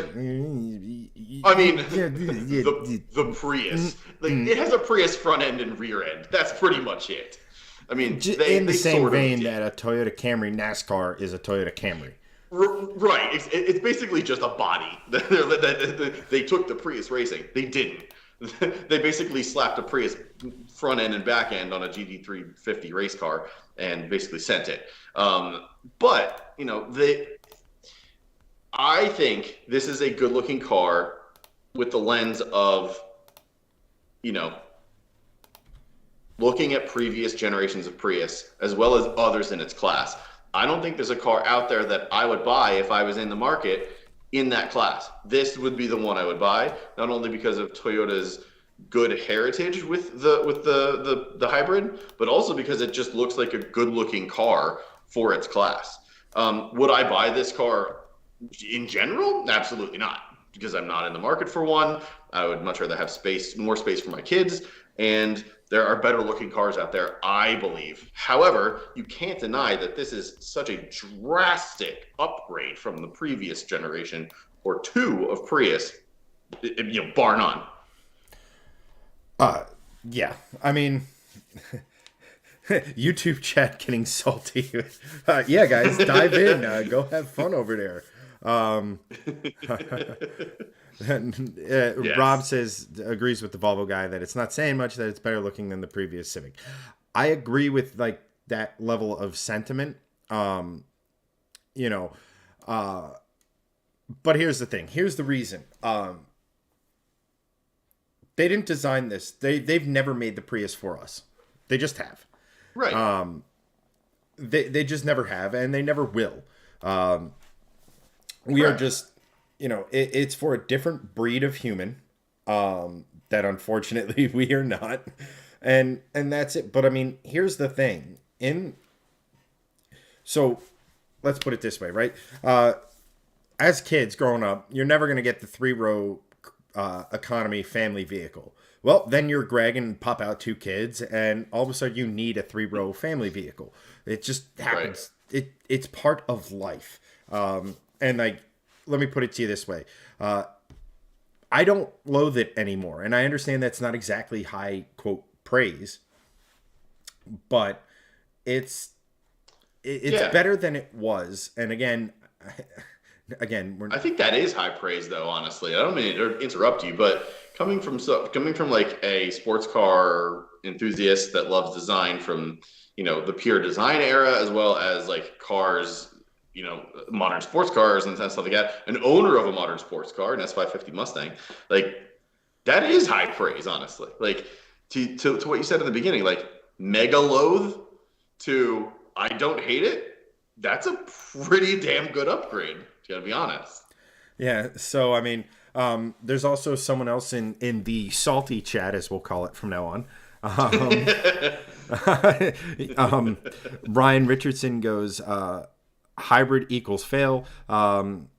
No, because McLaren P1, McLaren P1, LaFerrari, and the argument is dead. 918, Yeah. Acura NSX, like right off the The bat. list goes on. Hybrid does not equal fail. You know, Hybrid is great. there's just that's performance. And to answer your next question, this is pretty much what the car will look like. It's not a concept. This is the 2023. I think the only difference is this is not the North American model being shown. This is the, I think, JDM version. European was the first launch. So EDM. EDM. So here's the thing, and would I think the best way, hypercars don't count. Of course they count. They're production cars. They absolutely count. Okay, so what happens if the rumors come true and the BRZ has a turbocharged 3-cylinder with hybridization?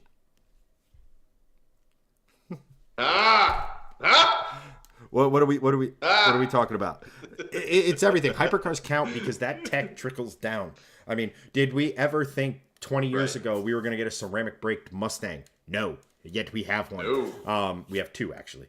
Which is still crazy. And Andrew makes a great point. The pinnacle of motorsport is hybrids. All of the top level of sports car racing is going to be hybrid. It's just and Hunter says some of the most reliable family cars in the 21st century have been hybrids. For example, the Toyota Prius. Yes, and right. I will close it with this statement, and I will say this: would I actually, with my own money, go out and buy one of these things? Well, that's just like asking me, would I go out and buy a Volkswagen Golf wagon, or would I go buy a base hatchback or anything? The answer is no, because it's not what I'm into. But would I be embarrassed driving one? Which in previous years, previous generations of Prius, 100% I would be embarrassed. In this, no, I would be like, okay. I mean, if this is my rental car, I'm not like driving like this. Like, don't look at me. Don't look at me. And I think I do think it's an interesting one thing I do want to point out is I do think that both Ryan about the hybrid equals fail and Pat's comment about hypercars don't count. I think that this car in particular, the Prius, has really given hybrids sort of that bad name with the enthusiast community because of all the previous generations, because it's been this egg-shaped, enthusiast or anti-enthusiast vehicle that people just want to buy to either be smug or help the environment, but in reality they're not like truly helping the environment. Like no car really helps the environment. Even EVs, like you still have battery waste, you still have battery production. I mean, it helps with emissions, but like that's neither here nor there. But I think the Prius just overall has sort of been elevated to this like lexicon of just bad. Hybrids are bad. Hybrids are this snooty sort of fart smelling in a glass, like South Park, like you said, sort of echelon where it sort of has given the hybrid sort of a bad name. But Andrew's point, like the pinnacle of motorsport is hybrid. Hypercars are like a thing because of hybridization. We get amazing MPG with unbelievable performance because of hybridization. I get naturally aspirated cars are cool. Turbocharged cars are cool. Hybrid cars are also cool. Like they need to be part of that conversation because we shouldn't just dismiss hybridization as this like next step towards losing the internal combustion engine. And we've had this conversation a lot on this stream of like, I firmly believe that synthetic fuels are going to be the big thing that comes out to sort of stop the EV revolution. And then over the next 50 to 100, maybe 150 years, hydrogen power is really going to be like the next thing that really brings humanity into, after we're all long gone, the hydrogen powered vehicles of the future will really be what happens. But hybridization is not necessarily like the step between, ICEs and EVs. It's really extending the life of the ICE to continue its heritage in a way, as opposed to just being like, nope, No more, just EVs. So try to think of it with that lens. Not necessarily the Prius. The Prius is a totally different topic. The Prius is basically like, okay, well, this isn't an economy car. It's something that someone buys because they live in a city or they want good fuel economy and they just don't want to worry about gas mileage at all because it's just going to get good gas mileage. So I don't know. Hybridization has, I think the Prius has really given it a bad name because of the misconception of it over the years. But hybridization really is sort of extending the life of the EV in many ways. And I think that's probably why Toyota has been so reluctant to go towards the EV realm, is they want to sort of continue this legacy of hybridization down the line. So, we'll see. We'll see what happens. But this is a drastically better car design than any other Prius that has ever existed. Full stop. That's where I'll end it.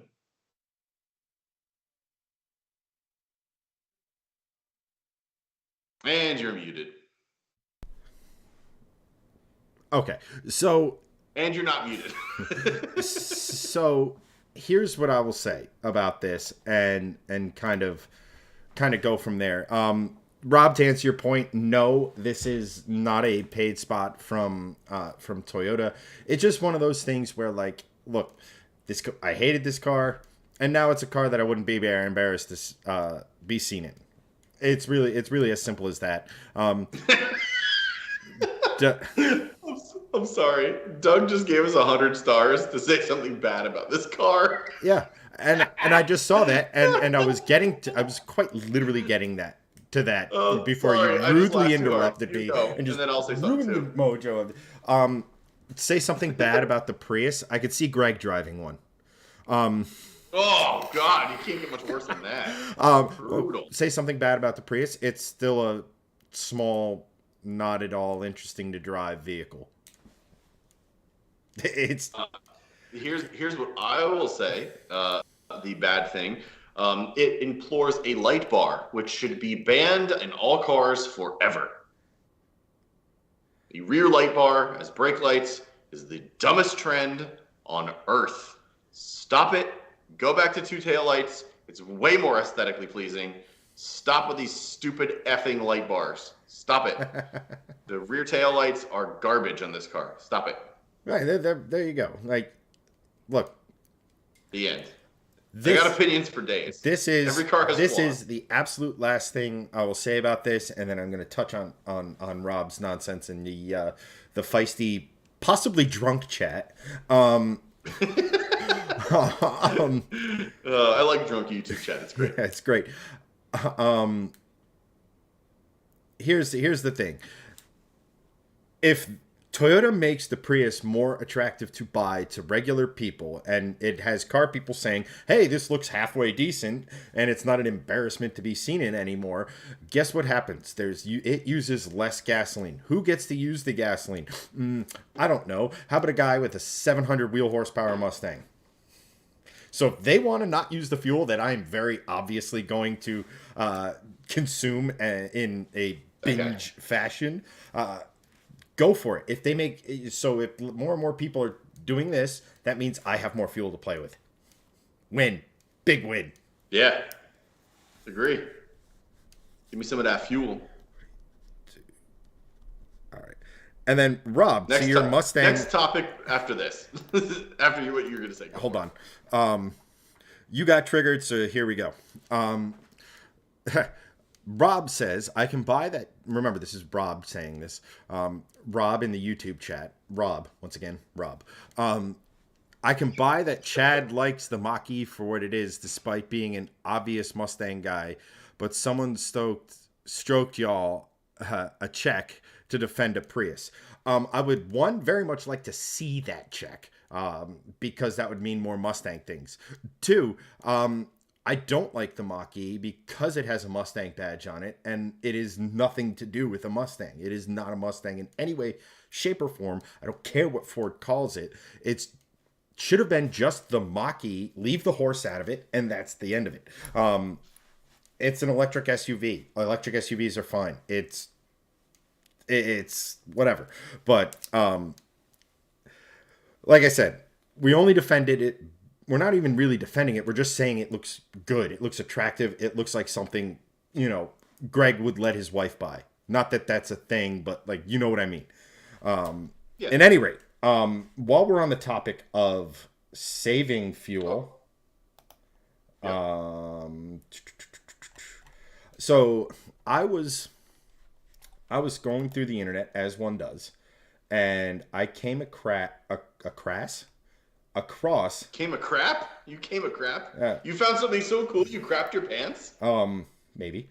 But I like I said, so I was scrolling through the internet and this came up, and it is a. Hold on one second.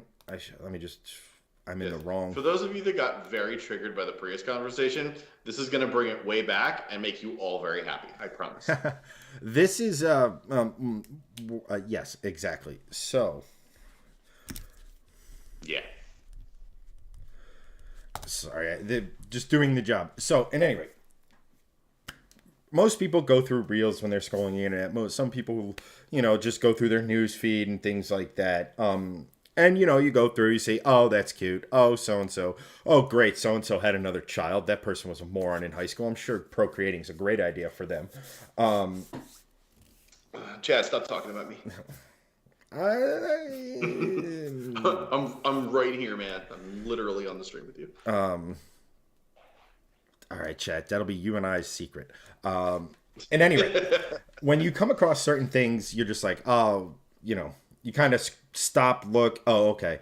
This is something that needed to be clicked because that is a prototype V12 engine that was actually made by Cadillac for their supercar something 16 or what have you. And yes, that is it in a GMC Yukon. And it makes 1,000 horsepower. So when you sent this to me, it says GMC Yukon 1,000 horsepower V6 engine. Now I was like, oh, okay, that's pretty cool. They could do. They're getting about 1,000 horsepower out of the new Hurricane inline 6 from Dodge, whatever. Okay, cool. And then I reread it, and it said V16, and I was like, oh, holy crap, that's awesome. So it's a V16, isn't it? It's a V16. It is 1,000 horsepower. This was back in 2003. It is 13.6 liters, 1,000 horsepower. It was originally meant to go in the Cadillac 16 concept car, which was like could have been the Bugatti Veyron before the Bugatti Veyron. It's yes. I mean, it's crazy to me that it's like, yeah, that engine bay will fit two V8s. Like basically not only two V8s, but two almost 7-liter V8s. So two LS3s bolted together. Yeah. And it actually makes more displacement than that. It's a bonkers thing. Wait, what is the displacement on it? 13.6. 13.6 liter engine. Oh my gosh. So, we talk about like the Viper engine, the V10 Viper engine being huge at like 8.3 liters. 13 liter V16. Think about how gigantic that engine. It's like the size of a shelf in someone's house. Like a long shelf. It's huge. Think of the push rods and how many, because that's what it is, because it's you got rods. The rods are like the size of an arm each. It had LS6. The heads are based off of LS6 heads. Obviously doubled, and they had to be ported by hand because the heads themselves were too big. They didn't fit in Catex, the company that built the engine, CNC machine. They're actuated by a billet steel camshaft. And a billet crank spins it. If the rods and pistons are forged, and it has a dry sump oil system, and it's all. I mean, it's a custom job. I mean, I was gonna say, dry sump oil system is usually reserved for higher end stuff, but on a V16 13-liter engine, a dry sump oil system, like that's pretty crazy engineering for the early 2000s. I mean, it's just there's so much. There's so much going on here. It's Yeah. like someone has it, and that's to Hunter's comment about it still being somewhere in Detroit. I'm trying to pull that info real quick, but let's see here.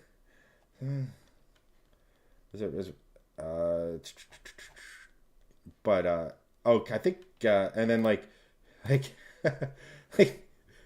this is this is hysterical. This is the gentleman holding one of the cylinder heads, which is about. Look at that thing! Oh my god! Oh, all right. It's like, whoa, who made an inline 8? Oh wait, no, that's only half of it. Yeah, I mean, I think that says 65 inches, maybe. I don't know on the like this side of it. Crazy. But look at that. It's nuts. He's holding it like a trophy fish too. You know, That's there's a insane. guy holding a head gasket. I gotta be honest. I would absolutely rock a keychain with that as the keychain. The CAD files. That is. Oh my god! Look at the headers. Yeah. Look at the tubes. Jesus, there's so many of them. And again, that's only half of them. Yep.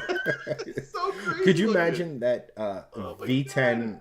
like 10 into 1, like 16 into 1? Like it would literally No, I could not imagine that. it would literally look like Daenerys Targaryen's fucking hair at the end of Game of It Thrones. looked like a Medusa head. Oh my gosh, it was just it's nuts. It's God. like they actually made it. Like how many concept cars do we see like every year and it's got a fake engine? It's like, you know, Yeah. the black wing in the Cadillac Black Wings, right? Ooh, ah. And then it just was an LS or the V6, right? It's absolutely bonkers. And the crazy thing about this, That's crazy. the crazy thing about this is like Chevy has a history of doing this stuff. Yeah. I'm dude. sure some of you might know about this, but Rob on YouTube chat just goes MPG. My answer is few. one. I bet you at wide open throttle you could get it into the sub ones, like 0.5. I bet you could get it in with at wide open throttle. So can it run E85? Everything can run E85. Yes, again. It's obviously Soon for it. E85 thrives in high cylinder pressure situations, so either high compression or boost. But Boost. all the boost. Boost. So much boost. So, but like this kind of got me down a rabbit hole. Sorry, Doug just goes MPG. Yes, It does. That's the correct answer for Yes. it. Yes. So there is miles per gallon. You'll get some. yeah, and then Doug's like, with 12 cylinders not enough? Boy, that was a good eye back in the day. Like, oh, like way back in the day, like when V16s were actually, you know, not common, but Thing for lane speed record. yeah. I could not pour beer out of a can faster. Yes. So you, 100% accurate. I think the MPG is, so you had some fuel, Yeah. Yeah. um, No, that's great. at wide open door, it would not hit the gallon per minute mark. So, oh, Greg disappeared. At any rate, I did, but I'm still here. You can still hear me. so one of the other things, so this like, again, this kind of got me, oh shoot, breaking things, open image, there we go. So that kind of got me going down a rabbit hole, and I found this, another LS or Chevy small block based Independent throttles. independent. This is 12 cylinders, And it was, as most of the crazy, insane engines that make stupid power kind of come from, this started life as a marine motor. Now, if anybody knows the company Mercury Marine, they made an LS-based engine, 427 cubic inches, maybe even a little bit bigger. I forget the exact specs of it, where they plugged the cam in the valley and put dual overhead cams on it, and it made stupid horsepower. Just marine. It was like 1600 or something. It was crazy. Yeah. And that down the list, if you want some badass, crazy, just thoroughly insane engines setups, look of like marine engines, because they're nuts. This is built by Falconer, who rather unsurprisingly makes marine-based engines. However, they built it and tuned it to go in a C4 Corvette. Yeah, that's pretty crazy. I think I saw a couple articles on this car. This was supposed to be Chevrolet's Viper fighter. So when they saw the Viper come out in like the mid 90s, they went, "Oh crap!" And they were like, "Well, I got to do something." So they started to like tinker with things, and they shoved a V12 in a C4 Corvette because, of course, they did. Yes. And this was their supposed answer, or what the answer was supposed to be, but it sort of never materialized. Yeah. So rather unsurprisingly, it has 8 liters of displacement. It makes something in the neighborhood of, or it does make 686 horsepower and 600 pound-feet of torque. And this was designed, like you said, to go after the Viper. And just real quick, it was, the big displacement, push rod, lazy engine. Just when I say lazy, 6,000 RPM, around 6,000 RPM, which I get is a lot, but it's not over 7,000, which, dual overhead cam engines can hit pretty routinely. The C4, to Doug's point about the C4 predating the Viper, they knew the Viper was coming, and they were like, well, we need a big displacement, more than 8 cylinders vehicle. So they came up with this thing. And I don't know why I'm pointing. It's not on screen anymore. But, yeah. This thing, why they put it there. And what ended up happening was Callaway existed at this time, and Callaway was playing around with turbocharging the V8s. I forget. They were playing around. I think they were playing around with turbocharging the Malaysia small block. I don't think we had reached the LS at this point. Could be wrong on that. No. I want to say I know the ZR1 had the LT1 in it. Well, yeah, that was a Lotus engine that Lotus couldn't actually build. That was actually built by Mercury Marine. Right, and I want to say that I actually don't know my Corvette history in that respect. The LSs, I think, started in the late C4s or early C5s. It was late. I don't know. I think the LS debuted in the C5. I'm not 100% sure, but we're getting bogged down with earworms, so to speak. Doug, apparently Volvos and C4 Corvettes is his area of expertise. Fun fact, not this, but a C4 or C5 Corvette specifically, extremely similar wheelbase to a 240 coupe or sedan. I can't remember off the top of my head. I'm pretty sure it was a coupe. But a Volvo 240 coupe and a C5 Corvette have very similar wheel length as a Volvo 240 coupe. So just saying that if any supporters want to help us build that for a lot of attaboys, that'll just putting that out in the universe. Now the more astute YouTube, I do want to touch on where was it? There was a great comment. I cannot speak the English language. Throwing it back to Doug because this is I love this. Wasn't Rob the one trashing the Prius? Now he wants to know about MPG. Good fun, guys. Good fun, boys. But good. Once again, what we're gonna do is we're gonna play our favorite game of mute Greg for a bit, because the astute viewer will notice that this is a YouTube video, which means it makes a noise.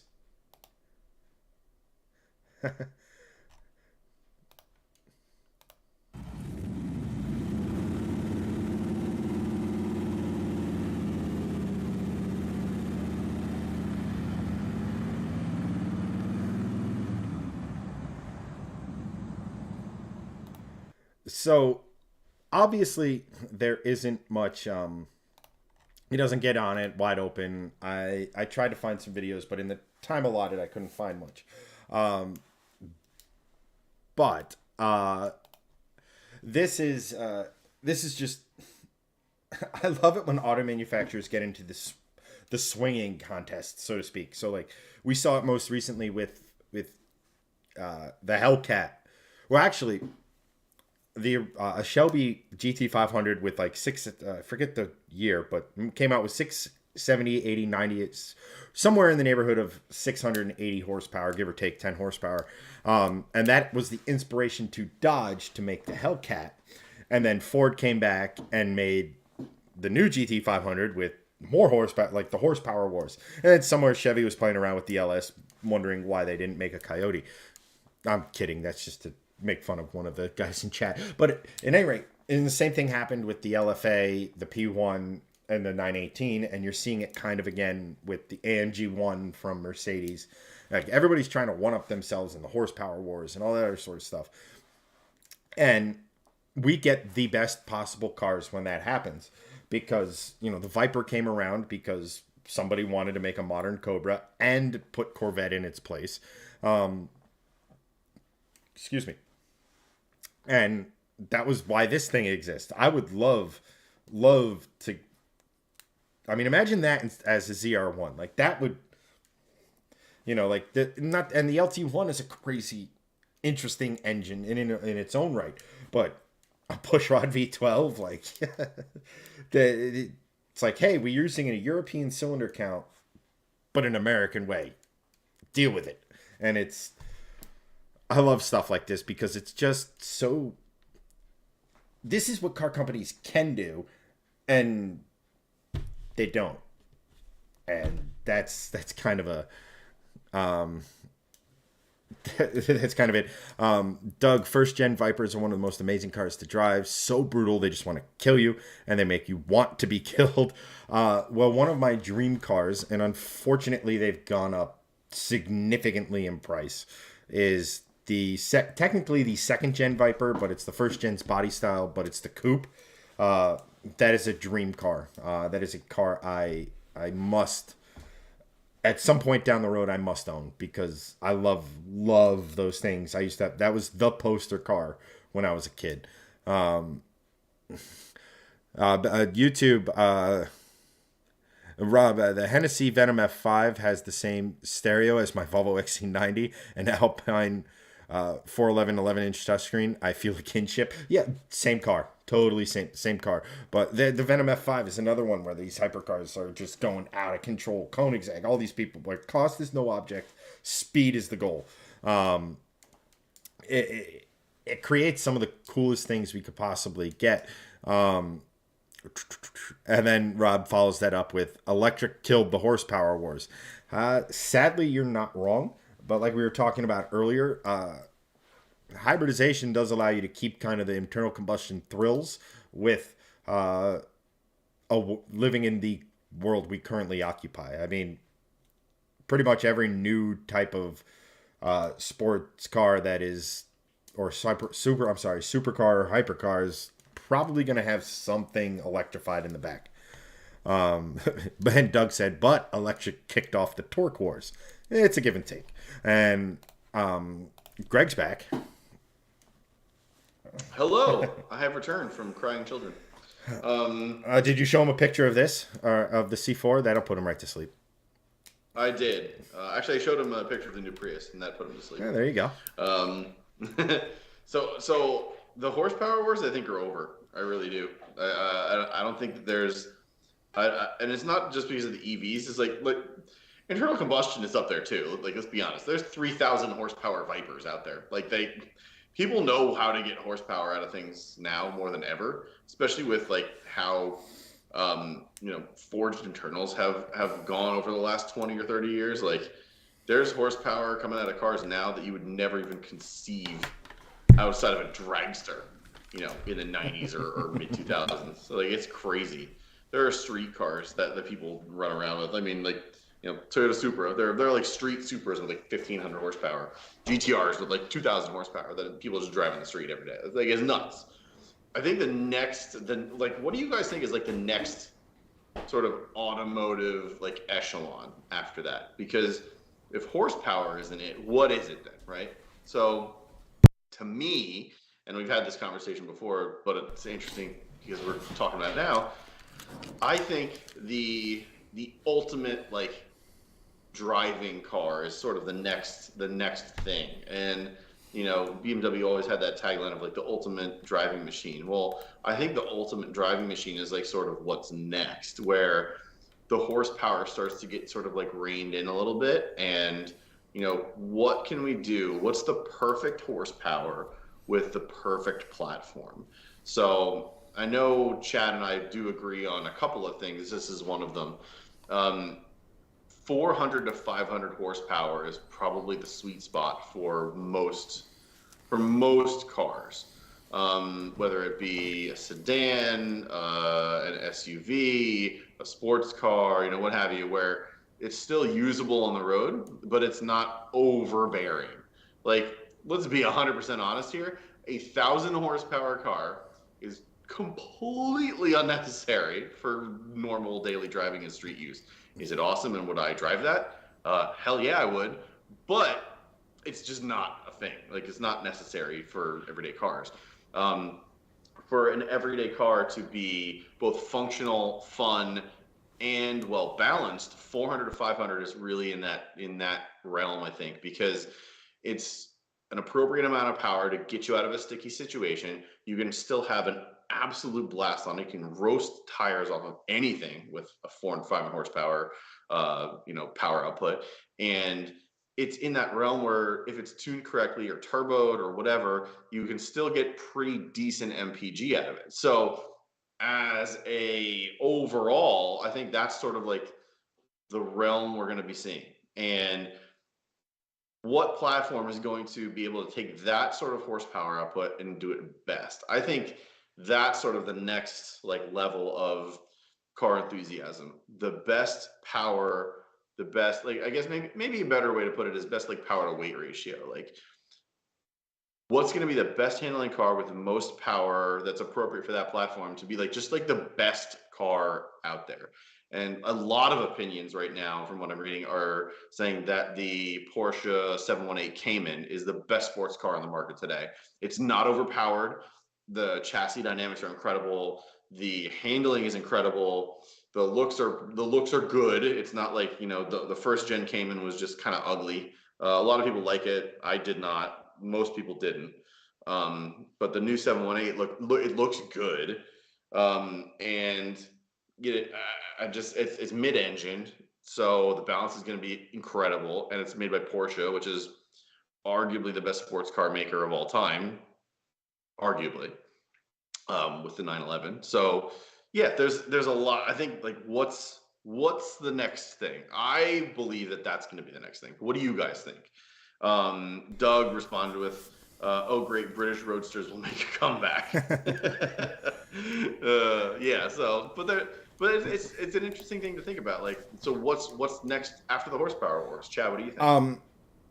So just to back up, the horsepower wars are not over. I think they might relocate. And what I mean by that is we talked about this last week.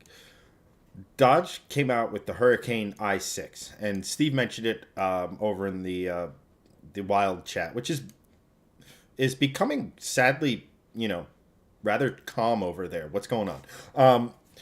But he said he would like to put it in his Jeep. Like, but we saw last week that Hurricane Straight Six is they're making a race version of that engine direct from Dodge with over 1,000 horsepower capability. Like, you can buy a Elephant crate engine with over 1,000 horsepower capability. You can buy these engines from Chevy, Ford with, you could buy a Predator on Ford's website. You can buy a best version of a naturally aspirated Coyote on those websites. There's so many. I mean, then there's aftermarket people doing the same thing with short blocks. Like, you can then go on like I was just looking at it. Like, you can go on it's not Hellhorse. I think it might even be Hellhorse Performance or something to that effect. And they have crate engines galore. They have a 5.2 liter stroker Coyote that's capable of holding 1,400 horsepower. That's crazy. And it's a lot, and it's a short block. So but I mean, think about it. I think the horsepower, you're always despite who said it? Rob said it in chat that like Gen X and those immediately after are the last people who care about cars. His kids could care less about getting a driver's license, and they have no aspiration to own a car. I think car enthusiasm is not what it once was, but I don't think there will always be a place for that sort of stuff. Like, think about it this way, right? There's people who like old watches, old trains, old stuff, and car enthusiasts vastly outnumber those guys. And so there will always be a place for it, and there will always be a place for horsepower, and especially, once historics, internal combustion historics, you can kind of do whatever the heck you want with them if the laws kind of stay the way they are now. But like I said, just to put a bow on that side of it, there will always be a place for that. The second part of your what you were talking about, as far as like the 400-500, the Porsche Cayman, that sort of thing. Here's the thing. It all depends on the chassis. So in my Mustang, right now as it sits, it makes about 5 to 510 horsepower at the crank, roughly 445, 450 at the wheels. And that's perfect for that car, especially with the way it revs and everything. It is really I don't want to say poor man's, but it's not going to be that for very much longer, but it's kind of a poor man's GT350. And so like 550 horsepower there is pretty good. 600, you get out of it. But, if you get into a smaller vehicle, like a Miata, right? Like 300 to 400 is very perfect for that size of car. To Doug's point about the British Roadsters, to your thing about the GTB, and putting an engine into that. That's like, it all depends on the car is kind of what I'm saying. Like, and how much power you can have fun on the road with. General rule of thumb, if you're on a small car, let's just say a Subaru BRZ, we as enthusiasts, we'd probably all be tap dancing down Main Street if they came out with a 300, 350 horsepower version of that. And that would be an absolute riot to drive. But so it's all relative is kind of what I'm saying there. And like I said, I don't think there's going to be a death in the horsepower wars until the internal combustion engine is well and truly dead and illegal to own, possess, operate. And if you are within 10 yards of a gas station, the government steals your children and your shoes and leaves you in, a black site, wondering what the hell just happened for the last 6 weeks, This sounds like a beginning of a video game. Pick one. Siphon filter. But I know I picked one. Rob says, he can go on eBay and buy a new 4-head Dolby surround sound VCR. It doesn't mean that it's relevant. Right. It also doesn't, but there's a place for that. It's obviously being sold because there is a demand for it. So someone is likely going to buy something like that. Right. Justin has it right. When gas powered cars are outlawed, I'll be an outlaw, I guess. It is. But there's a lot of pessimism in our, whatever you want to call it, circle of enthusiasm and stuff about the future of the car, and that when everything goes electric, we're all doomed and we'll never have fun cars again. Well, I got news for you. If we are 100% electric in my lifetime, to the point where gas-powered cars are really not a thing on the road, that would be a shock to me. Just, I mean, think about the number of cars that are on the road today and how many new cars are... 2.8 billion. Right. And how many new cars are sold every year? Oh, geez, I don't know. Many millions. Right. So we're off by a factor of 10. Yeah. You know, think about it. It would. We will not see, like, full transparent, like, full stop. We will not see all EVs on the road in our lifetime. That's not a realistic thing. Right. So, I mean, and, you know, I don't think car enthusiasm is ever going to die, because people will always have that innate desire to be different, to be unique, to stand out of a crowd. To when everything is gray and white or grayscale, they want to be bold. They want to be fluorescent yellow, you know, that sort of a thing. Like, everybody will want that. So, like, people will eventually want to customize these cars. I'm sure we're not that far off from people figuring out, you know, a tune, so to speak, on EVs that allows you for, you know, max dump of the battery or something.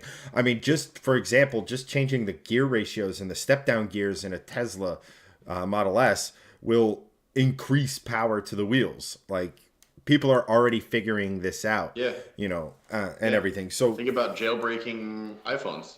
People will figure out how to jailbreak a Tesla. You know, so that's, you know, to kind of wrap up where we started. Like, if manufacturers back in the 90s could make concept cars with just gigantic motors, V12s, V16s, and stuff like that, you gotta know. And like how great cars like the Viper, like so many, like the Ford GT, the new Ford GT, whatever you think about the 6-cylinder EcoBoost or whatever, those are two great examples of a group of engineers working at a car company, working under the nose of corporate and saying, oh, by the way, we have this, and corporate running with it. You know, that spirit, I think we will be long dead and buried, and our, you know, great grandkids, you know, might have a possibility about thinking about that. But I don't think that's ever really going to die. Yeah.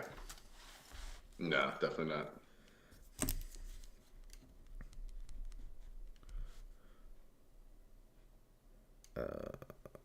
No. There we go. I think it's a good place to wrap it up. We've been on for 2.5 hours. We took an hour and 20 minutes just to get to our second topic tonight. Yeah. That was, you know, crazy. But hey, you know, I mean, this was the most successful we've ever been on YouTube, and you know, the Facebook warriors, who are the backbone of the Shifting Lanes live stream. That's right. Yes. And to come back. Yeah. Every week. Every Monday at 8. You know, so Mad Max, the Shifting Lanes Chronicles. Hell yeah. Nope. That's bait. You know. Facebook gang. There you go, guys. Facebook squad. But to everyone, to every platform watching, we appreciate you guys. And God, 2 chats. I know, it's hard to follow with 2 chats. It's like, you would think I would just have them both side by side, and that would be the easiest thing to do. No. Nah, not even close. Keep going between tabs, and I'm like, yeah, this is hard, but I'm in it already. Yeah, deep in it. But again, regardless of how you guys watched, that Volvo guy, I'll be here to trigger you again. Look forward to it. Whether you're meeting me or Greg, I'm a fan of either. So, But again, guys, regardless of the platform, Doug, wait, you only have one monitor. You need many. Actually, I have three. Well, actually, two monitors and a second 27-inch computer just off to in this direction. So that's why you see me doing this at times and then this at times. Yeah, so I have too many monitors. Well, I don't. I would like one more, but that's neither here nor there. But like Greg said, this is a great place to kind of wrap up tonight. Back to back, longer than we usually do streams. Rob demands proof of life of the C30. Good news, video is coming. Videos on the C30 are coming not this week, next week? Within the next month. Within the next few weeks, we will have C30 content. I promise you, at minimum 3, possibly a 4th. Yes. So definitely stay tuned. Stay tuned for that.